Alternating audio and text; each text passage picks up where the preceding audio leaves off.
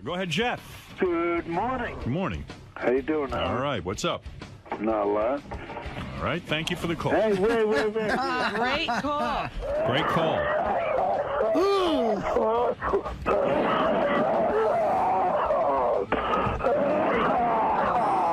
What is wrong with you? Jeff? Taking the head, yeah. Yeah, go ahead. Is Artie available? I'm here, man. What? Yeah, talk to Artie. I'm getting annoyed. Yeah, well, is this about our new arrangement? Yeah. What's up? Would it be possible to get a room?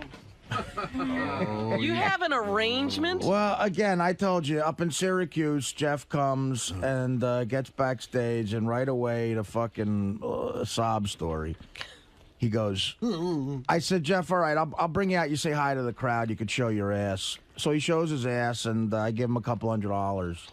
So backstage, he has a drink, and he goes, can I be a permanent fixture on the show? And I said, what do you want to do? He goes, I'll just come at the end, and I'll show my ass or whatever. Oh, boy. And I said, well, listen, Jeff, you want to be on every show I'm doing? He goes, yeah. Well, I said, I'm not flying you across the country. I said, what if you can get someone to drive you to the gig, any gig you can drive to, I'll throw you up at the end. You say hi, you do whatever, and I can give you a couple $100. So he said, okay, fine. Boy, that's real charitable. I mean, I get, whatever. So, yeah. And now I knew, you give him an inch, he's going to take a yard. So now I said, Borgata, I'm doing the Borgata February 16th, right? Borgata's always very nice to me. And now, there's a limited amount of rooms because it's Atlantic City. My family comes. And now Jeff wants a room. So I guess I got to get you a room. No, you don't. Does he ever call you and not ask for anything? It's rare, but I mean, look. it's like, can I have a room? Can I have a... Does any sentence start without, can I have a... Well, Jeff, does any sentence start with that? Yes. All right. The other thing is, Howard, when you came in, Howard complimented you about shaving your head, and I agreed with Howard. And now He shaved his head? Remember, he came in with a shaved head last time. He had the bald Yeah. look, and it kind of worked for him because his other hair was, not there and It was gross. gross, yeah. Well, you let it grow back, dude. You should shave that again. You're looking grotesque again. Thanks a lot. But Yeah, Gary. I'll work on getting you a room. You got to ask Teddy. But really, God. you know what? You got to learn your lesson, Jeff. But hold on a second, Artie. Jeff, remember on the wrap-up show, we went through this whole thing, and we talked about exactly what you needed? Yeah, and then I spoke to my manager, and he said, is he going to give us a room? What? Oh, Now you got a manager. Jeff, tell everyone why you and your manager need a room. Because the gig won't get over with till 11 o'clock. Right. Then the after party. After party? There's no after party. He basically told Shuley that him and his partner are going to be drunk, and they can't drive home. Well, last time we did. So that's Artie's problem. Jeff, who told you about an after party? I don't have after parties. What are you talking about? Well, he's having an after party. I guess so. I mean, in Yeah. Vegas, I did because it was a scheduled gig. I don't have an after party at the Borgata. Oh, no, at the thing you went to last month. Jeff, in your rider, you should just require that Artie provide after party and hotel room. I almost want to talk to your manager. Who's your manager? Jared, Jared Nichols, who owned the store. What is it? Did I meet him in Syracuse? Who are those guys with you in Syracuse? Oh, no, those are just a guy from the Which is Joe worse, Market. being Jeff or Jeff's manager? Right now, I think it's What worse is being it? me. Jeff gets the job with Artie, and then he gets a manager? No, I can't. I had a manager. It's the guy, my old boss from the supermarket. And you don't understand, Howard, too. Does he give a cut to the manager? I get. Well, you giving him 10% or something? No, I'm just kidding. He said he just wants, you to pay for the tolls and the gas money, remember? Oh, so now we're up to tolls, gas money, And a salary. $200, a salary, and a hotel room. Right. So, in other words, Jeff, let's look at this from a business standpoint, okay? Just let's How's this working out for you? talk to Artie, the businessman here. I'm getting nothing, and you're not going to put one extra seat in one extra seat you're going to fill. No one's going to come because you're doing it. You're going to talk for a total of 10 seconds at the end. I wouldn't need it anyway. It doesn't make the show any better. Some people will be offended because he's going to show his ass. Actually, you might actually cause people to want a refund. You're going to be backstage eating and drinking everything we get back there. You're going to want a room, gas money, toll money. Hold on 1 second. Jeff, you want my advice? Don't talk to Artie the businessman. It doesn't sound like you're going to win this argument. Yeah. Exactly. Demand to speak to Artie the heroin abuser. Artie the sucker. Yeah. So I'm going to drop about $600-700 on you, I could tell. Well, fuck it. If they charge me for the room more than that, the Borgata's like an up-class. Well, I don't know, man. It just. So how do you get out of this? I know. Without feeling all guilty with the way you do? It's a living hell. You want me to handle this? You don't want that, Jeff. Jeff. Let me introduce you to my manager for the morning. Here's Howard. Artie's manager. I'm on the phone. Oh, boy. We don't need you for that gig. As we said, if you want to come down and you want $200, okay, fine. But after that, it's just kind of not worth it. So why don't we skip this appearance and maybe we'll come to another one? Okay? Admit to me, Jeff, that you didn't hand out those fucking beer league flyers. Swear to God, I fucking did, Artie. I don't believe can't it. even do it with a I straight swear to face. God. And the other thing, you got to see when he gets to the gig, Howard, he's like the king back there. He orders Right. people around. He's so arrogant. He orders Teddy around, which I don't mind. It's kind of funny, but No, he gets belligerent. I mean, Yeah. just the idea that he doesn't add anything to the show and he can call you and say, I also want a room and gas money and tolls. I mean, do you realize 2 other comics who was working with me that weekend who are working, real talented guys might be sharing a room? Yeah, Ralph, what is it? I don't understand you, Jeff. But what if for a month? Why don't you pretend that the show doesn't exist and see if you can get some sort of job or something like that? I don't appreciate you fucking calling that. You might end up dead, and you might be better off dead. I mean, how can you ask Artie for a room? If you want a room, call the 1-800 Borgata and book a fucking room. Why don't you call Sam Simon, you fucking faggot? Oh, my I don't think he's down at the Borgata, but you're obnoxious. Nobody even wants you there. Artie's giving you money as a poor slob on the side of the street. And What then if you pay him? Well, Ralph makes a point. You up? What if you pay him $200 not to come? Yeah. It's cheaper. Wait a minute. There you go. It's so much cheaper. I'm going to tell you right now, that's the greatest thing I've ever heard. So if I give you, listen, Jeff, if I give you $200, I don't have to pay for the tolls, the room. Yeah. You're going to There be way you ahead go. of the game, Artie. I'll just send you $200, all right, and don't come. How's that? That's all right. I won't come and you don't owe me nothing. Wait. Come on. Now he's Here's There you Did go. he hang up? Outing Did Jeff. he hang up? He hung up. No chance Ralph hung up. Can't get rid of him. Call Teddy and harass him. I'm also thinking about getting Teddy a uniform. A uniform? Yeah, I want Teddy to have a uniform when he works for me, like a mauve vest or something. And How about you get him like a limo driver? name tag. Yeah, that'd be cool. Like Odd Job. Hi, I'm Teddy. Hey, why don't you, as long as you got Ralph on the phone, why don't you offer him the gig since Jeff seems to be doing it? Ralph, will you come and show your ass? Ralph, will you come and just I don't know, at the end you could say something leechy or gay? Not for $200. What do you fucking? I know, Ralph's Ralph wants smarter more than that. money.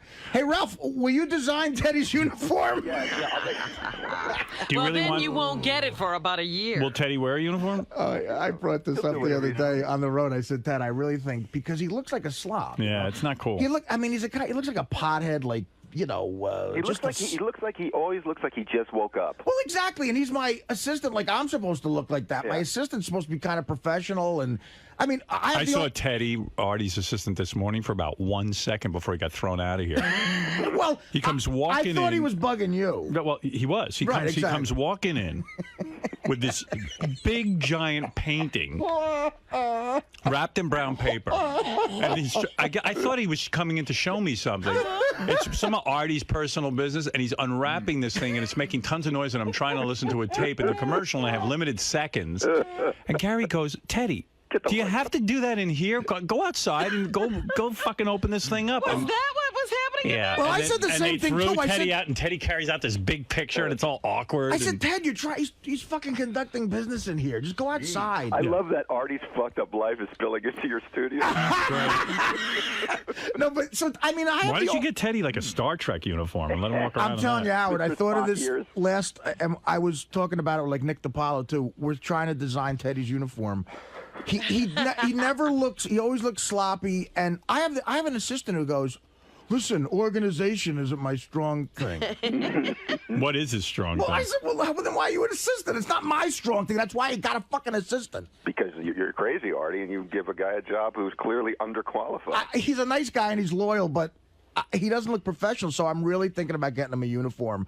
And I don't know. I think like a pair of like lime green sneakers or something. They should get him like a bellhop uniform. Look at him. Look at you. Yeah, you look a fucking mess, Look at Teddy. you, I'm man. wearing a hat. Teddy, You're a hat. you're What do I wearing have to wear, a suit? Yeah, not a suit, No. a I'm uniform. not wearing a monkey outfit. I want you to wear like a mauve, like a vest, a lavender vest. And I want more money then. How about one of those old-style ones that the hotel bellhops used to wear with the little hat, the little All round right, That's well, what then I look, was then- thinking. then- The little That's cool. military type uniform with the See, hat. I'd get excited to see Teddy if he was wearing a uniform. Yeah, I mean, it Great. looks more professional. You have a name tag. Hi, I'm Teddy, Artie's assistant. What can I do for you? Yeah. Or give him a Major Nazi Domo. uniform. Dress him up like a Nazi soldier. No, they look too cool. You know? So let him look cool. I don't care if it's get him a McDonald's outfit. It's got to be some outfit that indicates that he's Artie's assistant. I'm And you know what Artie's else? They know. Major Domo. And you know what else he says to me? Of all people training him for life, it's me. I'm trying to give him advice, and that's sad. But Oh, God. this is something else. When I complain about something, like he's not doing something quick enough, he goes, "Hey, dude, you get what you pay for." Wow. I was a joke I mean, from the last that time was we were not here. a joke. You say it It's all a the time. It's like Ask stupidest thing I JD. said. JD's with us all the time, not too. JD And that's is. part of the joke. Well, Artie, he is Hold right.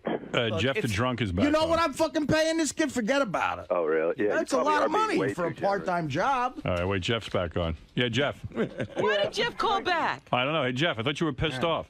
I've been writing fucking material. You've been writing? What for the Writing stand-up? material. Writing, what kind of material have you written?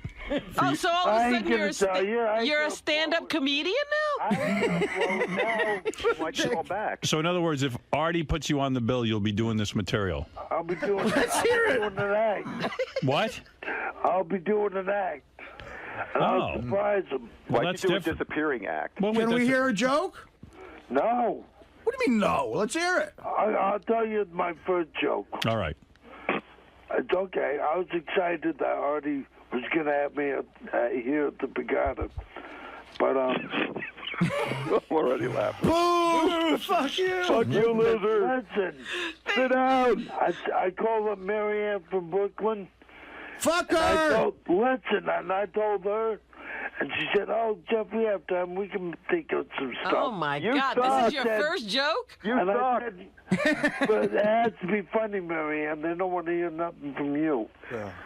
That's a good Well, one. what is the joke? That's it? Wait a minute. That's All the right, joke? I got to get out of this. Yeah. Jeff, Artie, put are you going to have $200 Jeff? at home. Artie, are you going to Ralph? Please, are you going to have what? How do I get rid of Ralph?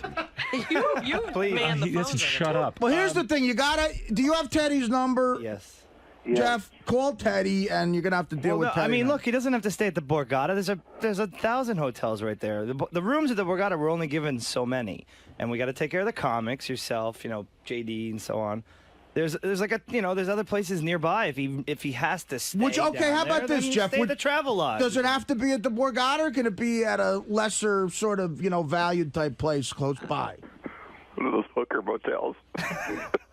Well, Jeff, are you offended by that, or are you willing to put up with that? Artie has a Whatever. box for you. Jeff, Whatever. what, I'm at the bottom of the fucking pole here. It don't matter. what Jeff, you're a I'm complete asshole. The first thing you should have said is yes. You should take whatever he gives you. Yeah, right. That you get that? Come on. Of course. I said yes. But Artie, you have to pick up the room no matter where it is. Yeah, but it'll probably be way cheaper though. At another place. The Borgata's, an upscale right. hotel. It's I know beautiful. that. Christ. But I mean, you might as well pay Jeff enough to have a room and pay the tolls and the gas. well, First I of didn't all- realize you wrote an act. Now you're talking. Yeah, but This is a menagerie in here, and I got to get on with the show. What do you want, JD? I was just gonna say, being following on the road with Ted and Art, it's like they're constantly Artie's constantly busting Ted's balls, and Ted can't take it. I have to talk him off a ledge like half the time we're out there. What does Artie say? Everything awful under the sun, and then some. Really? Artie, are you Yeah, abusive? just like awful. Why do you stay at this job then? I have no idea. No First idea. of all, you know what I tell him? He doesn't know what a real It's boss soon. is like. It's soon. It's coming to a head. If he needs money, he just goes, "I need money," and what other boss does that? No. What other boss would tolerate that? No. No, it's I don't know. I would love to hear a tape of JD talking you off a ledge. Here's what I imagine it would sound like. You gotta get on the ledge. Come back in here. Are you okay, dude? All right. Artie probably, he's all right. that is what it's like. Yeah, those two. What did you get real offended by in Everything. I Syracuse? don't know. And Teddy had a. He called me white trash. Yeah. I mean, it's No, like, I didn't. He's like, you're white trash. Because white. Because you Artie literally called you ate white all the trash? napkins. Like, to use one napkin, there's a stack. He grabs all of them. And he's squeezing his hands with all of them. Now Like this. Teddy does this move. And then there's no napkins left. So I'm Teddy eating does chips, this- and I'm like, there's no napkins. I'm driving. So I had a greasy chip, and I just went like that real quick on my jeans. On jeans, which you can get away with on jeans. You couldn't do it on khakis or whatever, but jeans, it's fine. Khaki. Shut whatever. up, you fruit. Exactly. And he goes, he's like, yeah, I saw you eating chips and white trash, wiping them on your fucking pants. No, I'm like, you wiped them on your look at pants for you. half an hour. You. You're claiming you wipe your You've hands. been wearing that Syracuse sweatshirt for 2 weeks. No. First of all, it gets like Fritos and Cheetos and Regular he's like, potato chips. He's rubbing them into his jeans. Rubbing them in now. And then he touches. No, dude, that's But what you're you're using, doing. he claims you're using all the napkins. Embellish. You're using all the napkins. Yeah, I used Every every single napkin at the napkin. fucking road stop. Like, grabbed them.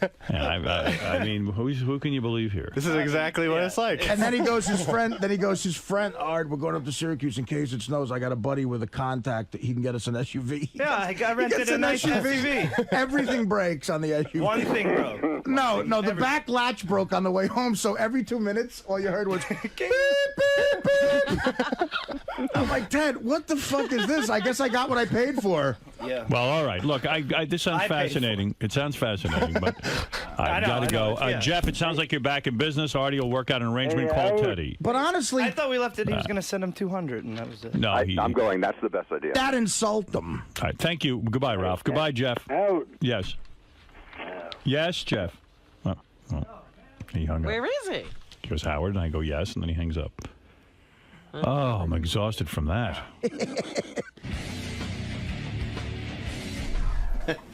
JD. Yes. Is there any hope for your friend Ted? He's coming now? I thought he wasn't coming. You know he's coming either way. Well, I'm not going to be there, so it doesn't matter. I have to deal with him. But I like that idea. $200 to keep him away. It's fine with me. Syracuse, we left him. He was all right, but he was drunk as hell, and It's like we lost babies. him. His two people who drove him up were out with us, and they ditched Jeff. They left him, and we found him gambling with some woman, like, I don't know, 3 o'clock in the morning. But these are the rigors of your job. Dealing with the circus, yeah. Right, but Ted, you Armless seem... midgets and, drunks and all kinds of people. It's fun. Whoever already decides to pick up along the way. Yeah, the charity cases. Ted, you seem like you're getting toward, it's pushing it towards wit's end with you. It's, roller coaster, Gregors. Up, down. And you're currently at a down. Him calling me a slob or anything like that is just, the pot calling the kettle black. So. But Artie's a ball buster. He makes a living off of ripping on people. He makes a living off of it. Yeah. So why do you take it so personally? I just, I don't know.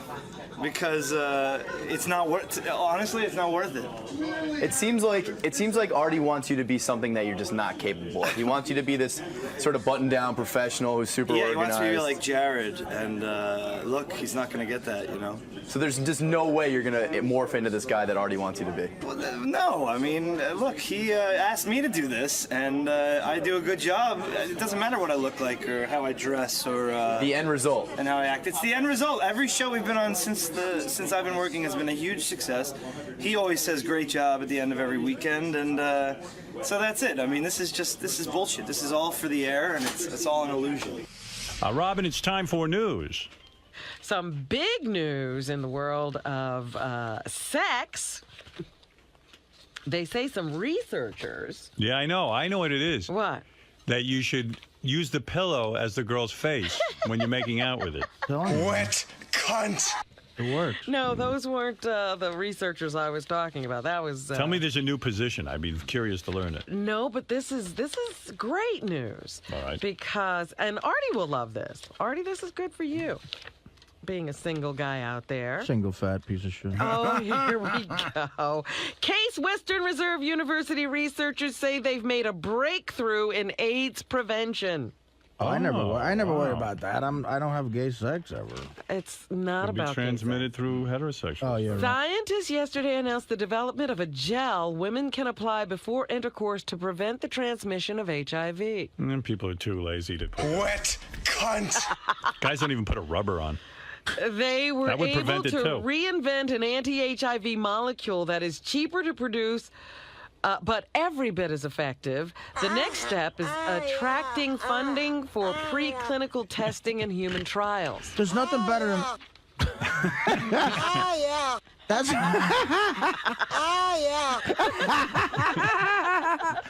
That's why there's nothing better than a hooker. A hooker will put the rubber on for you. They bend it. This way, you wouldn't even have to use a rubber. Honey, rub this over your sores before we have sex, just in case. Yeah, that feels good. What is that? Yeah. One of those ancient granny porn women.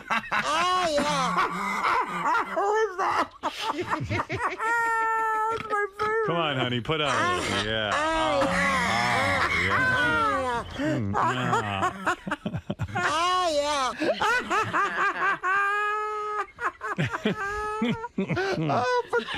put that on a CD. I want that on a CD. I'm taking it. That's Fran Drescher in 10 years. See, she's got that gel in place and she's having a good time. No, Fran has that voice, you know, similar Imagine voice, right? fucking a chicken, she's making that noise.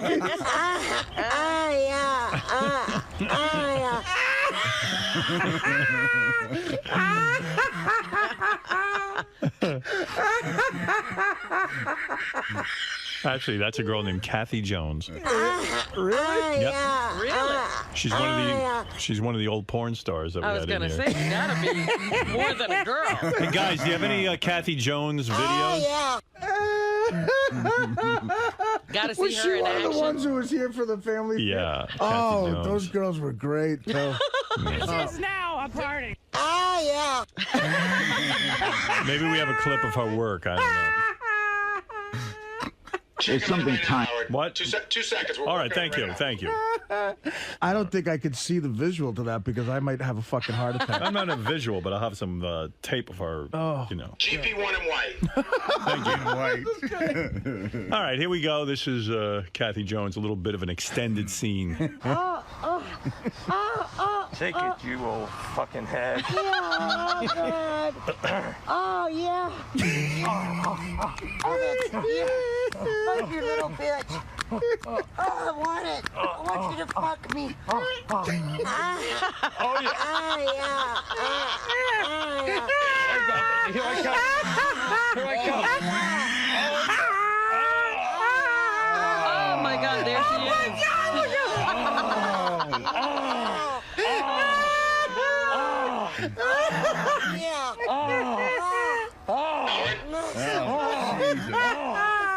Suck every drop out. Gary, why would you keep yelling at me during the clip? Yeah, we're trying to listen All to the clip. all I hear is Artie. I didn't hear the clip. What do you want, Gary? We have a video if you want to see it. All right. With audio. Frank, put it to his board. All right, play the video. Oh, Oh no. wait a minute. Let me put on a truss. Good for you. This is as close as we've come to having Rip Taylor on the show. No, I thought you had video of a porn. What? Oh yeah, I thought it was. I just said the most insulting Guys, it's getting awfully noisy. What is that, Gary? You're They said we got video of it. I assumed it was a porn. No, so I it's not a apologize. porn. Thank you. Okay. Thank you for your help. He's talking the whole fucking time. I'm playing a clip. I'm like, what is... I'm listening to the clip and I hear, Howard. It's like there's 57 voices coming out of that box at once. What can I tell you? I'm trying. Howard. I thought it was porn. I'm trying to make it go better. I didn't hear the clip because all I heard was Artie like a maniac. Howard. I don't. Listen, I'll never tell you anything again. Howard.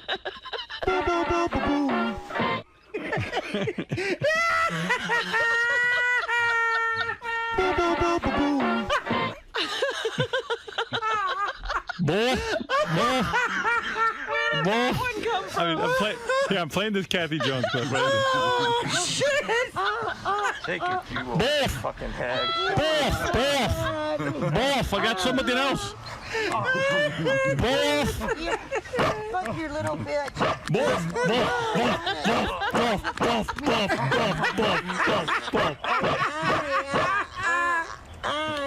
Boff, baby, here I come. Boff.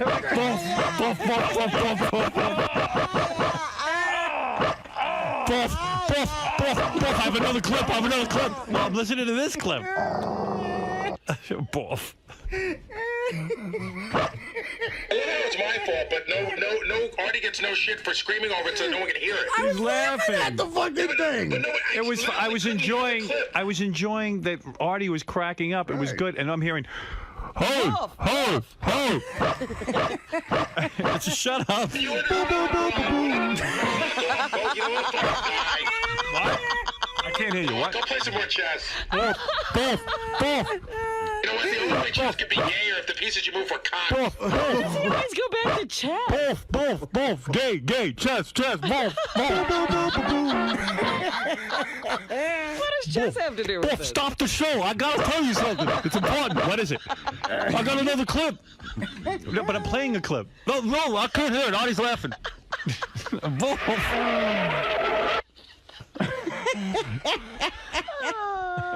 Oh, that's fantastic. Oh my god. That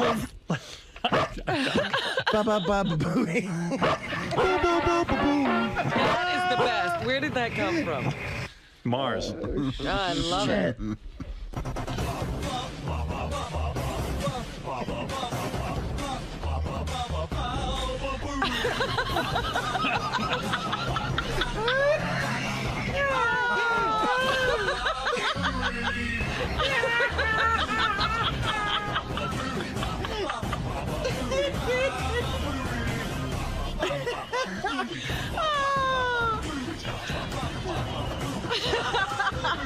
Kind of a It sounds like they're doing the Baba Booey dance. kind of a workplace, isn't it?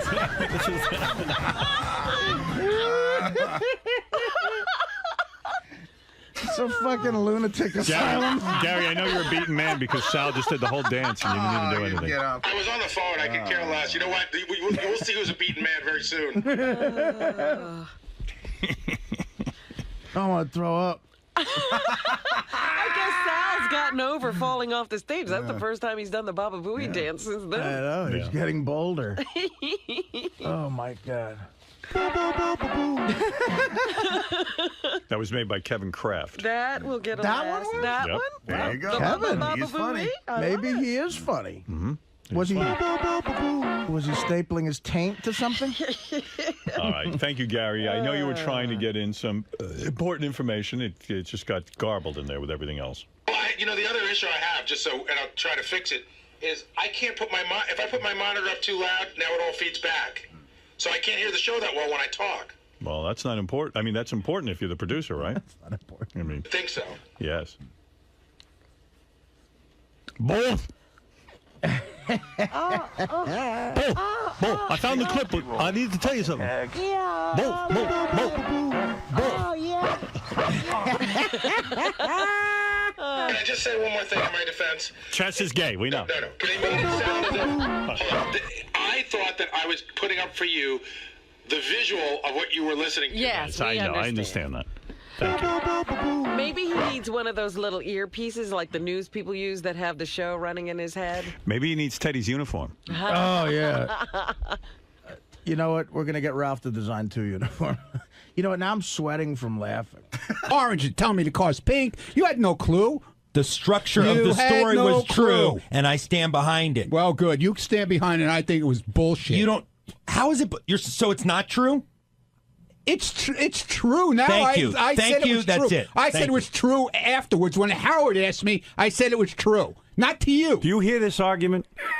What are you doing, Ron? I don't know. And I was going to say to him yesterday, you got to calm down. You get upset about everything lately. And then he starts attacking me. He says, Howard likes his electronic devices. Yeah, I do. And if they ask me if I got a new one, I'll tell them. I don't listen. If John There's a difference between walking around and you got a new phone, right? And there's a difference between driving around in a car that stands out a lot, and I don't need people knowing it's me. That's all. I don't need people bothering me.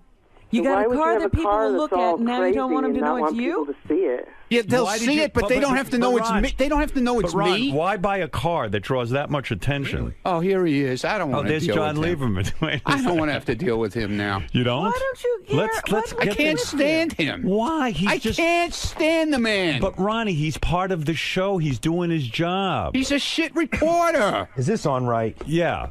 You don't even know how to put a microphone on. It's on backwards, you idiot. Oh, dear. This is a different one than I normally use, boo-hoo. Ronnie. It's different than he normally You uses. have become such... You're an ignoramus. You don't know what you're an speaking idiot. about. You came up to me in the hall about 5 minutes ago. You say, I know who your sauce is. I know who your sauce is. It's a source. Yeah. I said sauce. You didn't ask Richie sauce. Wilson. Oh, ask Richie Wilson. What is the story with this car? Play what I did to him yesterday, how I made him blow up. What do you Play mean? that. What is that? This is it, no? When I said he was a shit reporter, how he went ballistic. Well, here, I mean, I'm in the middle of the Ronnie argument. So That's what's what I'm the bringing issue? out. You're That's what confirming my story. No, dude. You had no story when you went in there. If it's not a story, that would mean you don't have a pace car and you're not driving it around town. You put the thought in his head that I have some kind of a car. I don't know. I don't know which part you're talking It's about. right towards the end. I think that's all I have. They give me clips. Oh, he went crazy. I did not go crazy. What I was saying to you, Ronnie, they were falling out of his head, dude. I was making... Listen, let me explain this to Ronnie. The reason we hired him... I don't care. ...is because... I don't care why you hired him. Yeah, but you're working I don't here. like him. Yeah, you don't have to like me. I don't like you. You don't have to like me, but you can politely say no comment. But you see, when your reaction is so out of bounds... That's all I have to say? Sure, you can say no comment. On any story you come to me with. You know what? I just don't understand. I don't like you. So if it's about Ronnie's block party... Send Lisa. Promoting... Send Lisa to me. I love Lisa. I will send Lisa. Fine, no more block party stories. Okay. And you know what is out of bounds? I've never attacked you in terms of your security job. I was just fucking with you like everybody fucks with me. I have never personally attacked you. You work on the Stern Show. Please finish? You work on the Stern Show. Take your fucking medicine like I do. Are you kidding me, Mr. Hypocrite?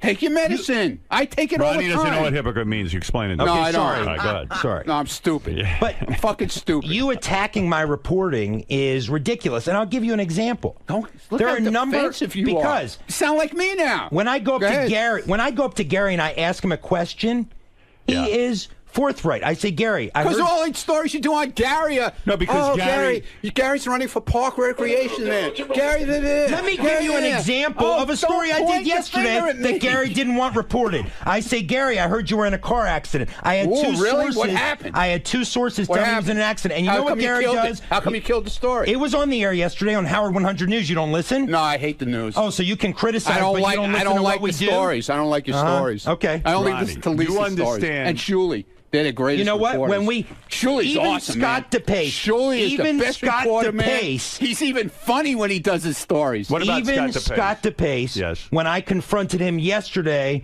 about some allegations that I've been hearing. I know what you're talking about. This TV camera was supposed to be covering him. He was having a meltdown about something. And he had the cameras turned off. He's instructed people not to shoot his picture. There are a lot of things. I got word about Don't this. shoot him when he's leaning back in his chair either. And I will take this up with Scott off the air. Hey, bring it up because, dude, there's no truth to that. Let's go, Howard. Well, here are what my sources say. My sources. Here he goes again. I have multiple sources I know around you here, do, man. And I protect them. That's why I get these him, stories. Probably. Yeah, you I pay them. Pay him. Little informants. Little, yeah, because I'm not spending my money on pace cars. That you fucking run around chasing after. Howard, what'd you find out going on? You little fucking spies. But can I say something to Ronnie? if you don't want to be noticed in your car, don't buy a pace car with riding all It's over a collector's car, okay? Yeah, but if you don't Leave want me to be alone. noticed, why? I don't bother you with what you do. Why do you There are have a lot to of other bother me cars what you I can do? collect. Why does that bother you so I'm much? saying the logic there that you don't want to be There's on the guys news. with 50 cars in their garage that collect cars. No, but I have one. I have no It's problem. a crime. I But know. you I'm see, you don't want to sorry. ask John asking about your car because you don't want to be noticed. That's a car that you get noticed in. I'm sorry. I mean, you're going to be noticed in Dude, that if car. they don't see me and they don't know it's How are they me, not going to see you? There's glass in the fucking car. They can look in and the see glass you. is tinted, okay? Just like when you get in a car. It's not the glass, that tinted. Oh, They it can is. see through the No, front. is it legal? Oh, Jesus. Here we go. What is that, Scott? It's a convertible. Oh, Gary. Yeah, okay. Do I have to put the top down, Gary? Do I have to? But you will. Do I have to put the top down? You don't care if people see you in that. Oh, stop it now. You're Stop looking it. for attention. That's why you get a car like that. Oh, please. Why have a convertible if you're not going to put the top down? Right. Yeah. Okay. Yeah. Here we go. I had to get rid of my. I had a convertible once. I put the top down. A guy jumped in the car with me, and I said, perhaps I shouldn't have a convertible. But I said to myself, it's silly to have a convertible if I can't put the fucking top down. So you got rid of it. Of course.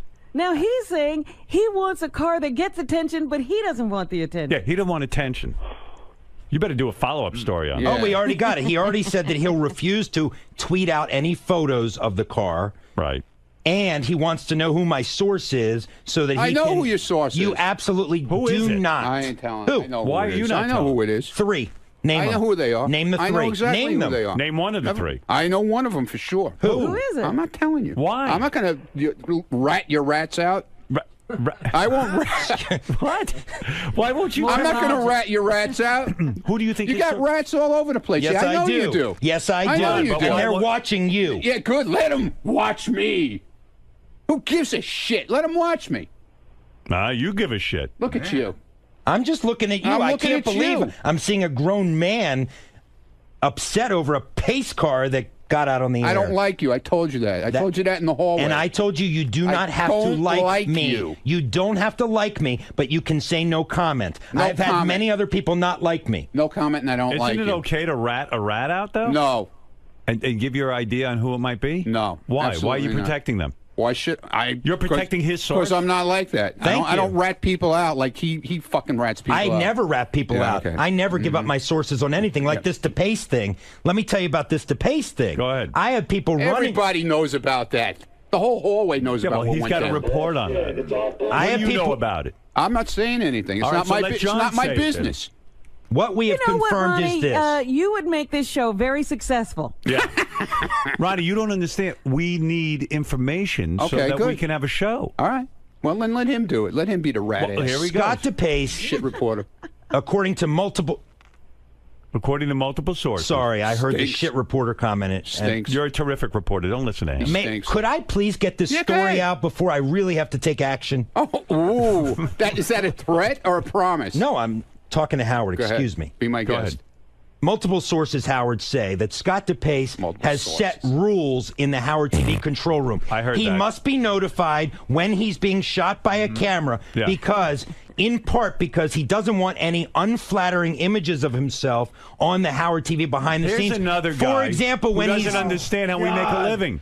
For example, when he is sitting back in his chair. Thanks, Scott, Yeah. for taking the heat off. He doesn't want those moments captured. And in fact, I have confirmed he shined a mag light in one of the cameramen's cameras because they were trying to get a shot of him yesterday. Has everyone gone nuts around here? And he called. can I And he say called something? one of How are we gonna his make a living? producers. How are we and he gonna make a called- living? You did call one of the producers back there unintelligent yesterday as well. Is any of it true? Wow. Is any of that true? And I believe it is true. Bits and pieces, but not for the reasons he's bits and saying. pieces. Go ahead. So the first thing is, yes. I simply don't want a camera spying on me. I have no problem with a camera when Me neither, asshole. Well, none of us want a camera spying. So all I requested was that they let me know when they're shooting and when I'm in the control room. I'm in the control room doing my thing. Yeah, but something went down that would have been good on Howard TV. No, not once. I What simply was the said event? I want to know. Now listen. So no, let me explain to you. John, what was the event No, that let me he explain. boycotted? Let's hear, Howard, with all due respect, let's hear never- what he says so that I can contradict it with facts. On the life of my kids, I never told them they can't shoot me. Never once. But the other day they couldn't shoot you. They could too. They have to inform no, you. all I said is just let me know. So it went, a couple of segments went by when all of a sudden I look over my shoulder and there's a camera there. And I'm like, hey, can you just let me know? So then apparently, so they were letting me know, but it wasn't loud enough. I wasn't hearing it. So I said, well, can you tap me on the shoulder or do something so that I know you're shooting me? And that was the whole controversy. But I thought there was something going on that was of particular interest, and the guys were afraid to pick up the camera because they couldn't alert you during it because you were having a meltdown. Yesterday, my switcher was melting down. I'm doing all this stuff, and you were yelling at me because there was shit in the monitor. Right. Rightfully. Was that the incident? No, there was another incident as well. During when tell Lee to get in here. When Kelsey, the woman with the large breasts, came in, and there was the jumping jacks incident back in Howard TV. Right. My sources tell me that Scott told them not to shoot it, and in fact yelled at Greg Carmel, the cameraman, for documenting the event when he was just doing his job. That's a lie. That's libel. Well, then let's get them in to court. Then let's get them in here. That person is. I have a flat-out lie. The only reason I did it was because there was a camera. Are there. you censoring what is being shot of yourself? Never once. No. You're not censoring. Can I ask a question? I got a question. Not that I'm aware of. Scott, if you get into an argument with somebody, somebody doesn't have time to tap you on the shoulder, but it's interesting. Will they get in trouble if they shoot it? No, I'm talking about that is not what I'm talking about. I'm talking about when I'm doing my job and over my shoulder there happens to be a camera there, and not when I'm arguing with someone. That's of course fair game. Nobody shoot it yesterday when you were having a huge argument in the hallway, and Jason went out, and everybody was afraid to shoot it because they were told they can't shoot you. What is this? All right, listen to me. All right, listen to me. Yes, Doug, what do you want to say? Bring one of these people in here. Is this one of them? That's one of them. No. I'm actually going to defend Scott. Listen, let me say something. Never mind your defense. Here's what I'm going to say. Well, I'll tell you what I got to cut through the bullshit. He's not interested in that. Everyone, cut the bullshit. None of you are superstars. I am a superstar. You are not. The reason people know your name is because of me. Why do they know your name? Because we make everyone part of the show. You don't pick and choose what you can be part of. Get the cameras on and let's go, baby. Can I just tell you what happened? Jason saw this fight, part 2.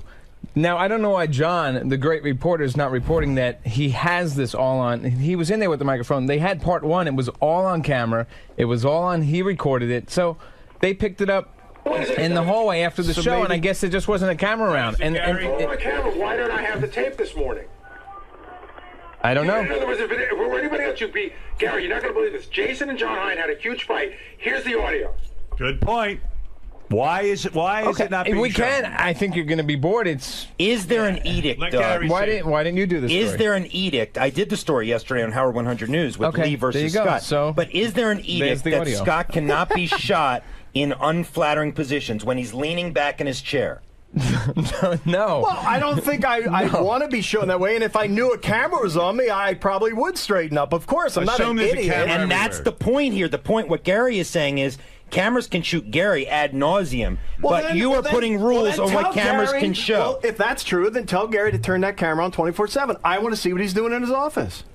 It's on all the time during the show. No, it's not. He hits a button and it goes on for 10 seconds. That's after you fucked me last year. But also, every day I'm here. All right. Lieberman, you got this one wrong, pal. I did not get this one wrong. I totally stand by this. All right, as long as it's straightened out now. Yeah, sort of. Everybody's a superstar right here. Ronnie doesn't want to be asked questions. They're all going no access. No access. No access. We won't have a show anymore. Never said it. Lieberman, good job. Thank you. Bullshit. Good job. Bullshit. No comment. Scott. Well, all right. I got King of All Blacks wants to comment. Thank you, Red Gypsy. King of All Blacks, yes. Yeah, Ronnie and a couple of other people up there, they want to be you, right? But without the criticism, right? They just want to chill and be a superstar, but they want to be you, like, because it seems like you don't get any criticism from people, right? So they want to be like you, and, right? And what's going to happen eventually is that they're going to grow a hatred to you, right? King's on track with this. Yeah, you know I'm always on track. Not always, but this time you are. Yeah, I was like, boy, he's making sense. Yeah, I mean, look at this guy. All of a sudden, he's making sense. How's my phone sound? The phone Not is that okay. great. It's not great. I don't know why, but thank you, King. All right, Mark, you have the last word on this, and then I really do have to take a break. And then we'll do a nude workout and a lot of other things, Robin. If you can undress during the commercial. Yeah, okay. Yeah, smart. Everybody else, too. Yeah. Not just you. Oh, what is it, Mark? I love you, Howard. I got to say, Ronnie seems to be a bit insecure. I think he realizes he might be in over his head, and he's pedaling desperately to try to keep his head above water. That might be why he's so offensive every time he thinks someone's attacking him. Yeah, he goes on the offense. You're right. I mean, guy says to me, "Did you get a new car?" He's like, "I didn't get a new car. Fuck you, you asshole." Yeah, I mean, but the you cursing. could brag about that, wouldn't you? I mean, shouldn't that give him bragging rights? Sure, why not? Listen, Ronnie says Howard has his things. He likes new electronics. If Lieber says you get a new phone, yeah, I got a new phone. Hey, Howard? And he talks about it. I can almost understand why DePace would be kind of ticked off. He just doesn't, he doesn't want unflattering pictures of himself taken. I don't think that's right that he makes that edict, but that's his edict. Yeah, he certainly takes unflattering pictures of us. I don't understand the Ronnie thing even for a second. Yeah, no. I mean, Ronnie wants to be a judge on the intern beauty pageant. Ronnie wants to come in here and help out with Kelsey and the bathing suits. But the other part of that is also allowing yourself to be exposed in other ways. Absolutely. I don't get it. Well, the best is I bought a car that everyone will look at, and I don't want them looking at me. Yeah, he doesn't want attention. So either he's crazy or he's retarded. He's got to calm down a little, and you know what it is. He's getting very big with his Ronnie block party. I think he needs some psychotherapy. That's the problem. You're getting a little. You got the Ronnie block party. Right, Fred. What? I'm crazy. I told you that. I'm just really trying to understand this, Ronnie. I don't understand like the venom towards Lieberman. I mean, Lieberman's just doing his Lieberman. job. Why? He's a shyster reporter. I don't like him. He's a what? Shyster. A shyster. A shyster's I don't a like lawyer. him. You know what a shyster is? Yeah, I know what a shyster. What is a shyster? Never mind. All right, that's right. I don't know. Whatever. Listen. But you're funny too. Calm down. No, I don't. What am I doing? I'm not Look at doing me. anything. That's right. You do nothing. I'm not doing. So be happy. You got to go. Yeah, here we go. Well, I just agreed with you. Here we go. I agreed with you. Nothing. You said I don't do anything. I go. I agree. All right. You're right. I do nothing. Wait, I agree with you. I do nothing. You're right. Why do you have me? If I do nothing, you're right. If I agree with you, I'm part of the wallpaper. No, you're right. I'm fucking crazy. I told you that. Didn't you have Lieberman to your house for a barbecue? Didn't you have Lieberman to your house for a barbecue? Yeah, because I like his girlfriend. I can't stand him. Oh. What, John?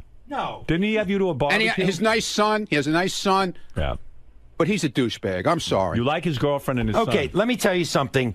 Jim McClure just sent me an interesting email, and this should put this to rest. Look at you. You told everybody at the barbecue. Look how angry you are. You told everybody at the barbecue that you had, which I attended. Right. Thank you very much. Yeah. Mm-hmm.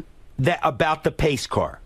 So it can't be a secret. You wanted it known. I didn't hear it there, but you wanted it known. No, I told friends of mine what I was doing. You know when You're you not my tell friend. people that it's going to get... You're not my friend either. Good. And by calling on me to be fired yesterday, that is extremely disrespectful. Look, yeah, that's the part you missed on the wrap-up show. Because I would never question you in your capacity. I would never say, Howard, Dude, I think this guy should be fired. I was tweaking your buttons just like everybody else does to me. And you didn't like it at all. And you went off the deep end when I said that to you. And you DePace went is a off man. the deep end. I will give this to Ronnie, DePace. You went over the line. He never criticizes your job. Never. Oh, I was screwing around with him like everybody does to me. You Okay. went over the line. All right. Yeah, I go over. I don't make personal attacks. I go over the line. You said he's not I competent. go over the line. You And said at he least, was incompetent. Look, at least Scott DePace stood... Yes, sir, General. At least Scott DePace stood there. Listen to me. At least Scott DePace stood there just now and answered my questions. Good for him. Admitting that he has put rules on when the camera can shoot him. He must be alerted. You're Jewish. You just told me... Dude, you're Jewish. What are you talking with your hands for?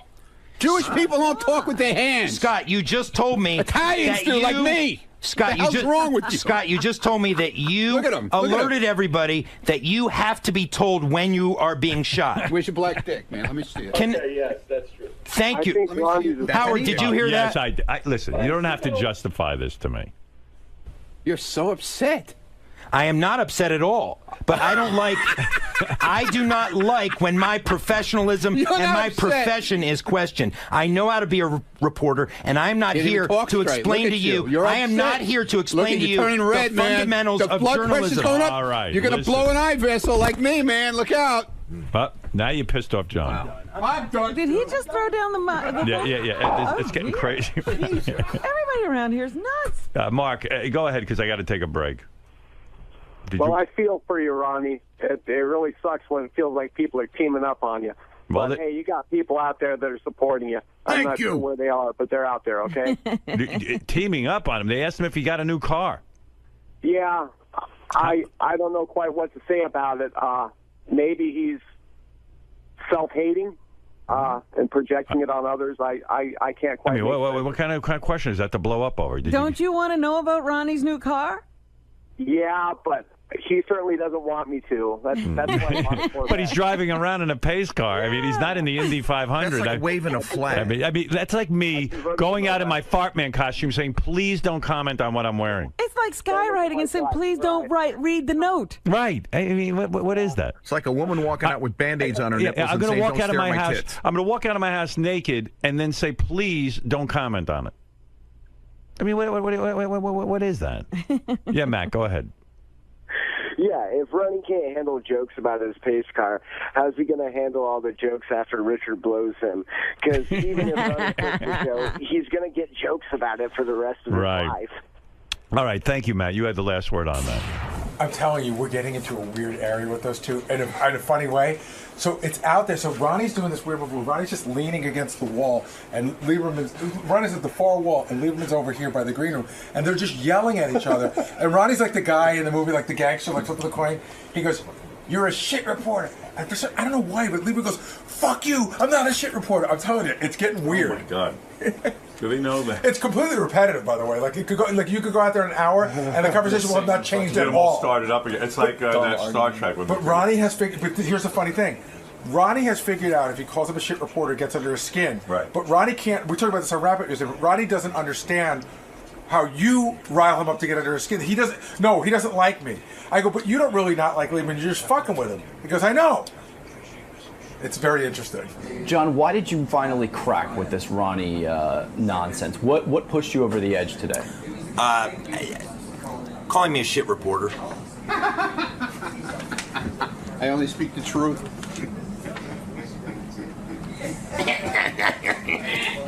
But you're typically able to separate the two. You're typically... I am, but you know what, Greg? I am able to separate the two, but I don't like to be called a shit reporter in front of millions of listeners and viewers of Howard TV. I mean, nobody likes their professionalism questioned, and that was the point. I've never once questioned Ronnie's professionalism. I've never once said Ronnie's a bad security guard, or Ronnie isn't good at his job, or Ronnie isn't good in this way. I was simply reporting a story, which, Greg, I want to point out, turned out to be true. The story I reported was true. He has a pace car. That is the bottom line here. And Ronnie trying to tell me how to be a reporter is completely and utterly ridiculous. And then suggesting that I should be fired goes too far. It just goes too far.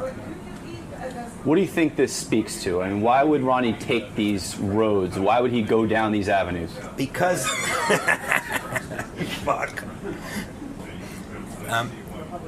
Because when you have no defense and you're backed into a corner, you scratch and claw your way out. And that's I'm always watching you. Exactly. But this Ronnie thing is not going to end, because the reality is, when you break it down, he knows how to push my buttons and I know how to push his.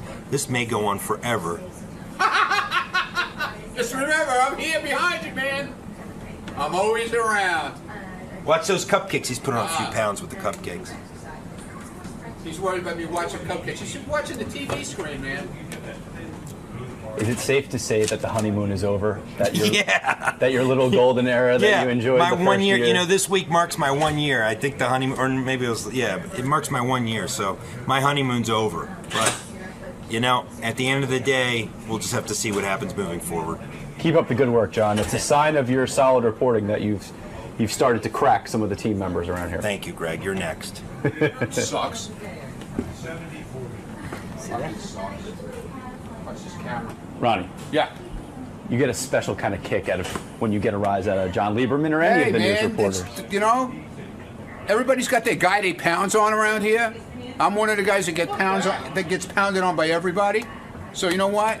I like giving it back now. I like it, man. I'm pounding. No more punching bag. I'm pounding, man. You're doing the punching. I found my punching bag. And now I know how to get to him. I know how to get to him, man. Could you close that door, please? Why did this story in particular get to you? I mean, there have been far worse things reported about you than having a pace car. I just want to be left alone. Leave me alone when it comes to that. But don't you Do you want people following you around the fucking street? Well, of course not. But don't you think I mean, I don't mind. I like people. I like doing the comedy shows. I like going out there and seeing everybody. But I don't need them following me around in my car. Do you get my point on that? Do you not like Do you get my point on that? I thought that was a rhetorical question. Do you get my point? Yes. That's all I'm asking. Yes. Do you get my point? Yes. Never mind. You're like the rest of them. But why did this story in particular really set you up? There have been far worse things. I just told you. What don't you understand about that? I guess I didn't get your point. What don't you understand about that? Yeah, I guess I didn't get it. I guess not. Have a lovely day, please. All right, Robin, let's hear from John Hein. John Hein, what's on the wrap-up show right now? Scott DePace denies that he must be notified when he's being shot on camera. Yeah. Oh, everyone's got rules all of a sudden, but we're going to clear all that up. Edict in these parts. Just keep the... I am the boss around here. Keep a camera on him. That's it. No more rules with it. Everyone has special rules. Tim all of a sudden goes, don't tweet this, don't put this on. This one, Doug Goodstein has the rules. Everyone's got rules around here. This is how we make a living. If you don't like it, you should work somewhere else. So can we put a camera on you when you don't realize it's there? There's a camera on me all the time. No, but when you don't. When I'm doing the show, during the show hours, there's a camera on me all the time. That's it. Wait, what do you? I've never once said it can't be. I just want to know when it is. It's on you now. It's on you all the time. Now you know. So how can you not know? It's on you all the time. So, all right, and now you know. That goes for everyone, right? I could just walk up behind him with a camera. Anyone here? Sure. At any time I want. That's what we do all day. What do you think we're doing? What do you think's in the halls with Howard TV? You work for Howard TV. There's a light on and you know that it's there. This is totally hidden. What? Hidden? Get out of here. Scott, when there's a what camera, show do you work the for? studio is not lit, so whenever there's a camera on, it should be a light on. No, that's where you're wrong, Gary, because I can't... You don't see it as a camera? I can't see the monitor. All right, listen to me, Scott. I'm going to explain it again. It's so simple. There's a camera on you all the time. Now you know. I installed my own camera for that. I don't want a camera sneaking up behind me. Hold on. We work on the Howard Stern show. We have cameras on. You work for Howard TV. He's a director, not a... The direct. You ever watch the Academy Awards? They got a fucking camera on them. I'm the producer, and Lieberman's... I'm the producer. Lieberman's a news guy. Lisa's a news person. Fred does everything, and we all participate in the show. And Scott, if you do that, that means everyone else does that, and then we don't have a show. And Howard TV doesn't have a channel, and you got to go find a new job. Why are you different? Put the camera on Gary full time then? I want the camera on full time. But we're not saying put it on you full time. We're saying when something interesting is happening, like in the hallway when two people fight, there's no light. You know what? He clearly doesn't understand how he's paid. No, both of you guys don't understand. I fully understand. I've never once said no. Scott, the camera is on you during the show. That's it. Here's what it really is about. At any time. I want to see. How do I know if Gary's doing It's something on interesting? all the time. Can Gary's be on all the time? Why is it about me? It's about you. We have a camera in the hallway. They run around with it all the Gary. Here's what this is about, Howard. I'm going to tell you right now. This is what it's about, which is the stupidest thing. Sometimes when it gets late in the show, Scott slouches in his chair. Right. You're like way down low, like almost like he looks like he's falling asleep. And he does not want to be shot like that. And he's told people, don't shoot me like that. Shoot him slouching in his chair. I want to know when he's slouching in his chair. That is not what And the camera is now on, and it will be turned off. And you have it wrong. The camera is now on. In fact, if you look behind you, there's a cameraman. Take a look behind you. There he is. There's your cameraman. His name is Jason. Oh, it's a big fat guy. Yeah. The camera's now on, and it's going to be turned off in 2015 when there's no Howard TV and there's no more Howard Stern show, and then everyone will go get a new job where there's no camera. Okay, I swear to God. Don't slouch in your chair. I'm sneaking up behind everyone with a camera. I'm going to find stuff. Good. I'm going to see Go ahead. doing stuff. Good. I can't wait to see it. Howard TV fans will love it. Yeah, you're going to get a lot of tape. Thank you. Gee whiz, he doesn't know the camera's on? Scott, real quick. What's Howard not understanding about your... Oh my God, fucking everything. Everything he gets wrong. It's unbelievable at this point. He doesn't understand that, you know, this is a 5-hour show. And to have a camera sneak up behind you, I'm not into. And you know what I'll do? To punish him, I'm going to clam up. And they're going to get nothing out of me. How about that? Well, explain what you're doing. I mean, right here, you're having to pay attention to monitors. You're not able to know what you're trying to say is you're not able to see. You're helping me out. You don't have the visual cue of a light coming up behind you because that light would impede you from doing your job. Right. Just like if my light or Rob's light impeded one of them from doing their job, they require us to turn it off. Yeah. Like if I did this to you, you couldn't shoot me. Could potentially ruin my lens. So, yeah, it's a sneaky thing. It's basically having a hidden camera on me all the time. So I don't understand why it's different with Gary. Why can't he have a camera on him all the time? And let me see if something is interesting or not. So, what do you do? I don't get it. Did Roseanne lay down any rules? Was there anything to not speak about? And why does she put herself in that position where, I mean, she pretty much knows going in it's going to be a boatload of fat jokes and stuff. Like, I would guess, somebody said yesterday, would Howard put any controls on it? And I said, yeah, you probably would. I didn't say this on the air, but in my mind, you wouldn't want anybody to talk about your ex-wife. You want anybody to talk about your kids. Right. So why is, like, there's a mindset, like Roseanne's saying, the gloves are off, man. Fucking hit me wherever you want. And I don't know why. Why you would put yourself Yeah. through, like, what is the... See, the other thing, too, is, here's the thing. You're in a better position. I think there's a part of Roseanne that does it because there's a need... To be in the limelight. Or to be... Whether it's promoting a show that's coming up, you know what I mean? Like, you don't need to be there. I think everyone who does it needs to be there for a reason. I think there's a psychological mindset there that's a little weird that you should explore. Okay. Roseanne's supposed to call in just a minute or two. Yeah? Yeah, you know, they had this roast for Roseanne. I compiled a bunch of articles. These are some of the jokes. A guy named Anthony Jeselnik said, Roseanne, what does it say about you that when you accused your father of incest, there was an outpouring of sympathy for your father? That's pretty good. Amy Schumer said of Roseanne, I was surprised you were running for president. I just think a lot of people just couldn't even picture you, like, running. I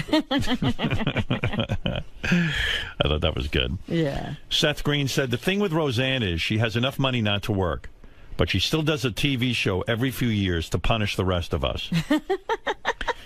You've even had 2 reality shows, which is a lot for someone who is completely out of touch with reality. Good. Yeah. Katie Segal said, it's great to see Roseanne back in the spotlight. Technically, it's 2 spotlights, but you get the idea. A lot of fat jokes, you know. Right. Jeff Ross said, folks, in case you don't know where Hawaii is, it's just off the coast of Roseanne. And then he says to Roseanne, it means you're fat. You want to hear a few more of these? Sure. All right, Wayne Brady said, Roseanne, it's been said that you stole Sam Kinnison's style. You're fat, loud, and you died in the 90s. That's good. But Roseanne, you had to overcome a lot to make it in Hollywood, and that's why I love you. Bad marriages, mental illness, plus you look like Roseanne. Oh. You're oversized, beat up, and you reek of marijuana. You're kind of like Willie Nelson's tour bus, except people still want to ride that. I think that's real strong. Carrie Fisher said, you're a follower of the Kabbalah. How embarrassing for you. Which is a form of Jewish mysticism. You know what else would be a form of Jewish mysticism? Hollywood giving you another show. Let's see what else.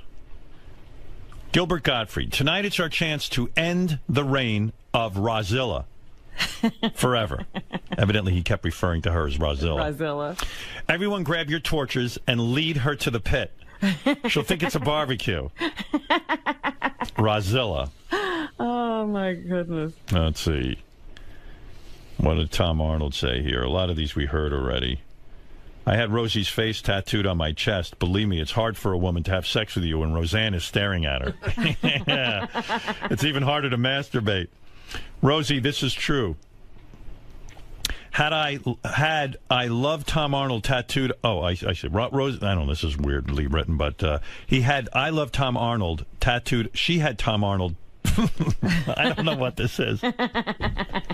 Rosie had "I love Tom Arnold" tattooed on her hip, which made me the 4th largest property owner in California. I knew there was a good joke in there somewhere.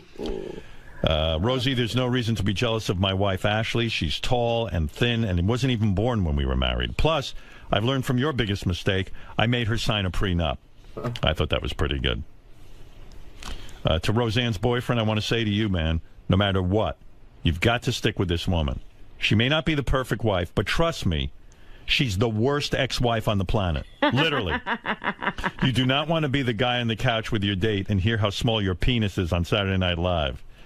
And then The View, and then CNN, and then Al Jazeera. She holds a grudge.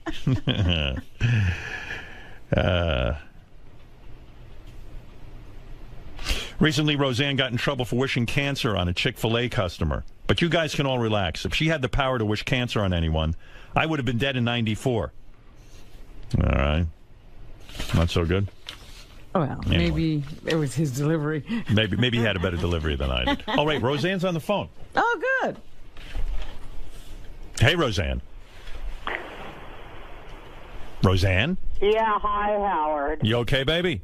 Oh, God, it's early. I know. I'm so sorry. You're Where up are this you? You early. still out in Los Angeles? LA. It's like 5:30. Hey, can you swear on this show? Yes. Oh, fucking great. Yeah, you can say whatever you want here. There's complete freedom of speech.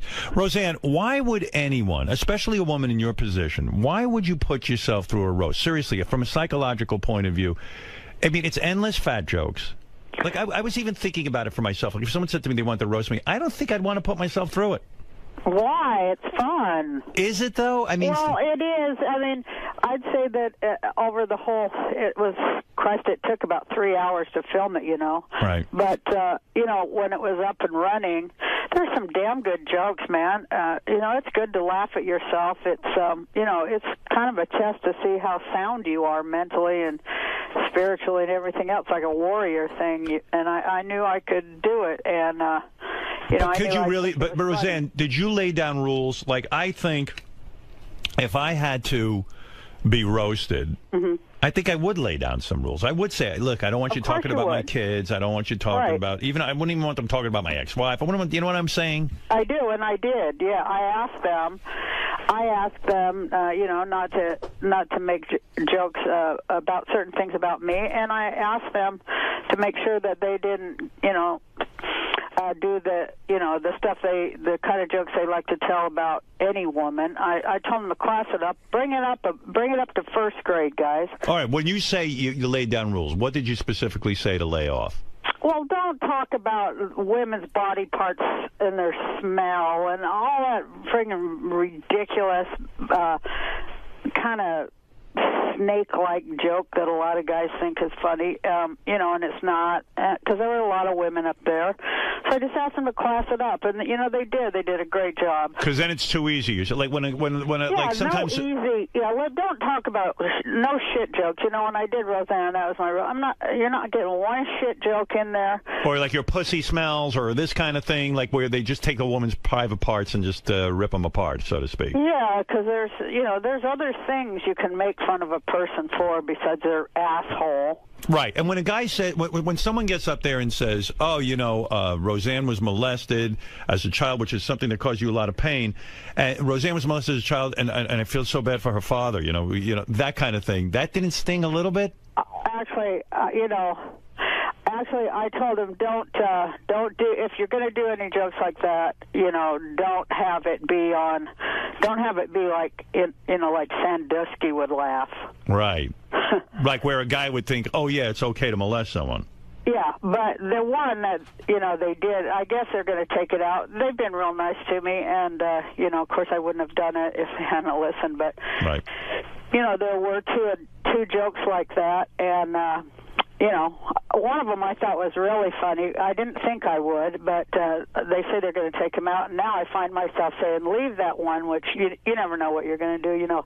Which one was that? Was that the Seth Green? They say they're going to take out the Seth Green comment where Jeff Ross compared him to the shooter in, in Colorado. I think they shouldn't take that out. I don't think it was disparaging to the victims of that thing. It was more disparaging to Seth Green and his movie career. Well, I guess they've had a few calls and they're. But yeah, the whole reason you have a comedy channel and a comedy roast and that level of comics is to push the envelope and to try to go over the line. I mean, that proves we have a country of free speech. If you're going to go over the line, where is the line? You don't know till you go over it, and I kind of think it's important to keep that. But I was going to tell you the joke that I did think was funny, that I was mad about getting molested because I didn't get the candy. Right, I kind Jeff of thought did that was pretty funny. Yeah, that was brilliant, really. Yeah, it's going the right way with it. I mean, of course, you know, Howard and Robin, we could tell jokes about anything. It's just how we say them, you know. No, you're absolutely right. You know, I was saying, especially with this show, I've been in trouble many times because I don't even get the luxury of preparing my comments. Sometimes I'm talking off the cuff. Making people laugh is the hardest thing in the world. You know what? But you're right, Howard, and it's like one of the most noble, too, especially in these tough times, you know, and that's why I wanted to do it, because I'm like, man, people need a laugh. I need a laugh, you know, and you know, of course, I just love jokes, and I love being around comedians, and I just love that level of thought and on-your-feet stuff, you know, Howard, that we do. It's awesome. Roseanne, was there anybody there who tanked, in your opinion, who bombed, like didn't come off well making fun of you? You know what? Nobody tanked. Everybody was real funny. There was, I thought, you know, of all the funny things that, I thought that the Wayne Brady, his joke was the one that most went over the line. And, the Sam Kinison, you're fat, you're loud, and you died in the 90s, that thing, you had to overcome a lot to make it in Hollywood. That's why I love you. Bad marriages, mental illness, plus you look like Roseanne. No, not that one. I thought those are kind of funny. Right. You know, there was just one that was like, ugh. What do you say? I can't remember because I have no memory because I smoke too much pot. But, you know, it was whatever where there was a cringe moment. But, you know, I just put my hands over my eyes on the cringe moments. And I only did that 3 times. And one was, of course, on the Colorado shooting one because, you know. Yeah, that's a tough one. Although I think it should be there, and people, you know, they did get mad and, like, groan and stuff like that. But, you know, you got to respect a brave comic that'll go out there. You know, look what happened to Gilbert. Right. We can't keep letting them take us down like that. You know, we have freedom of speech here. Right. You're referring to Gilbert tweeted a tsunami joke after the Japanese tsunami. And he lost his job, he lost his gig and stuff. Yeah, it's a weird thing because, you know, people don't realize how hard it is to know that line, you know. And I told this story yesterday to Jeff Ross. I said I was on Letterman right after the OJ thing went on, and before any comedian made a joke, I went on there and made an OJ reference, a joke, and Letterman really kind of blasted me for it. And then 3 days later, he was making OJ jokes. It was suddenly okay. And that always struck me as like, well, someone's got to test the waters, right?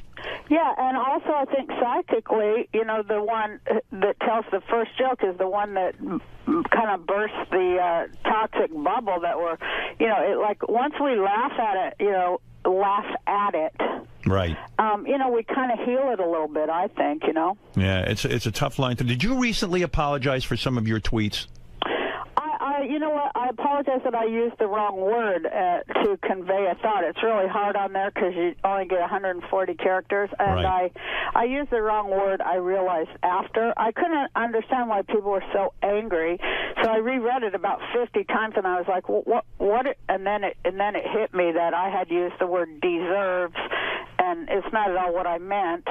You're talking about Chick-fil-A, right? Yeah, I said anyone who eats hormone-infused, antibiotic-filled, factory farm chicken, you know, deserves the cancer they're going to get. And, you know, that was after like 50 or 100 million tweets going, you're un-American. You know, I just got too pissed and I spit out deserves, where I shouldn't have used the word deserves. What I was trying to say is, hey, if you eat shit, you're going to get sick. Right, and you know, to me, now I will probably end up following you on Twitter because that sounds like you're saying something interesting, but as soon as you say something interesting along those lines, you get crap, and then it kind of beats the crap out of you to the point that you don't Twitter, and then you don't say anything interesting, right?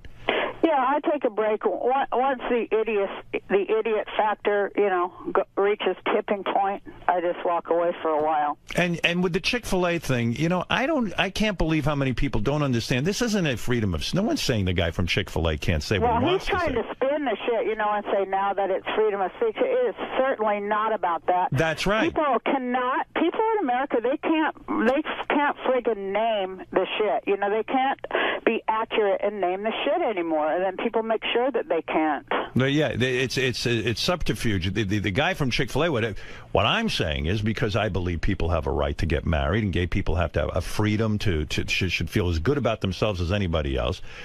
They're saying, hey, listen, why should we support Chick-fil-A if they're going to be like this? Right. I mean, the dopey guy should just keep his mouth shut and serve the stupid chicken. I mean, that's any good businessman knows that. Don't give your political views.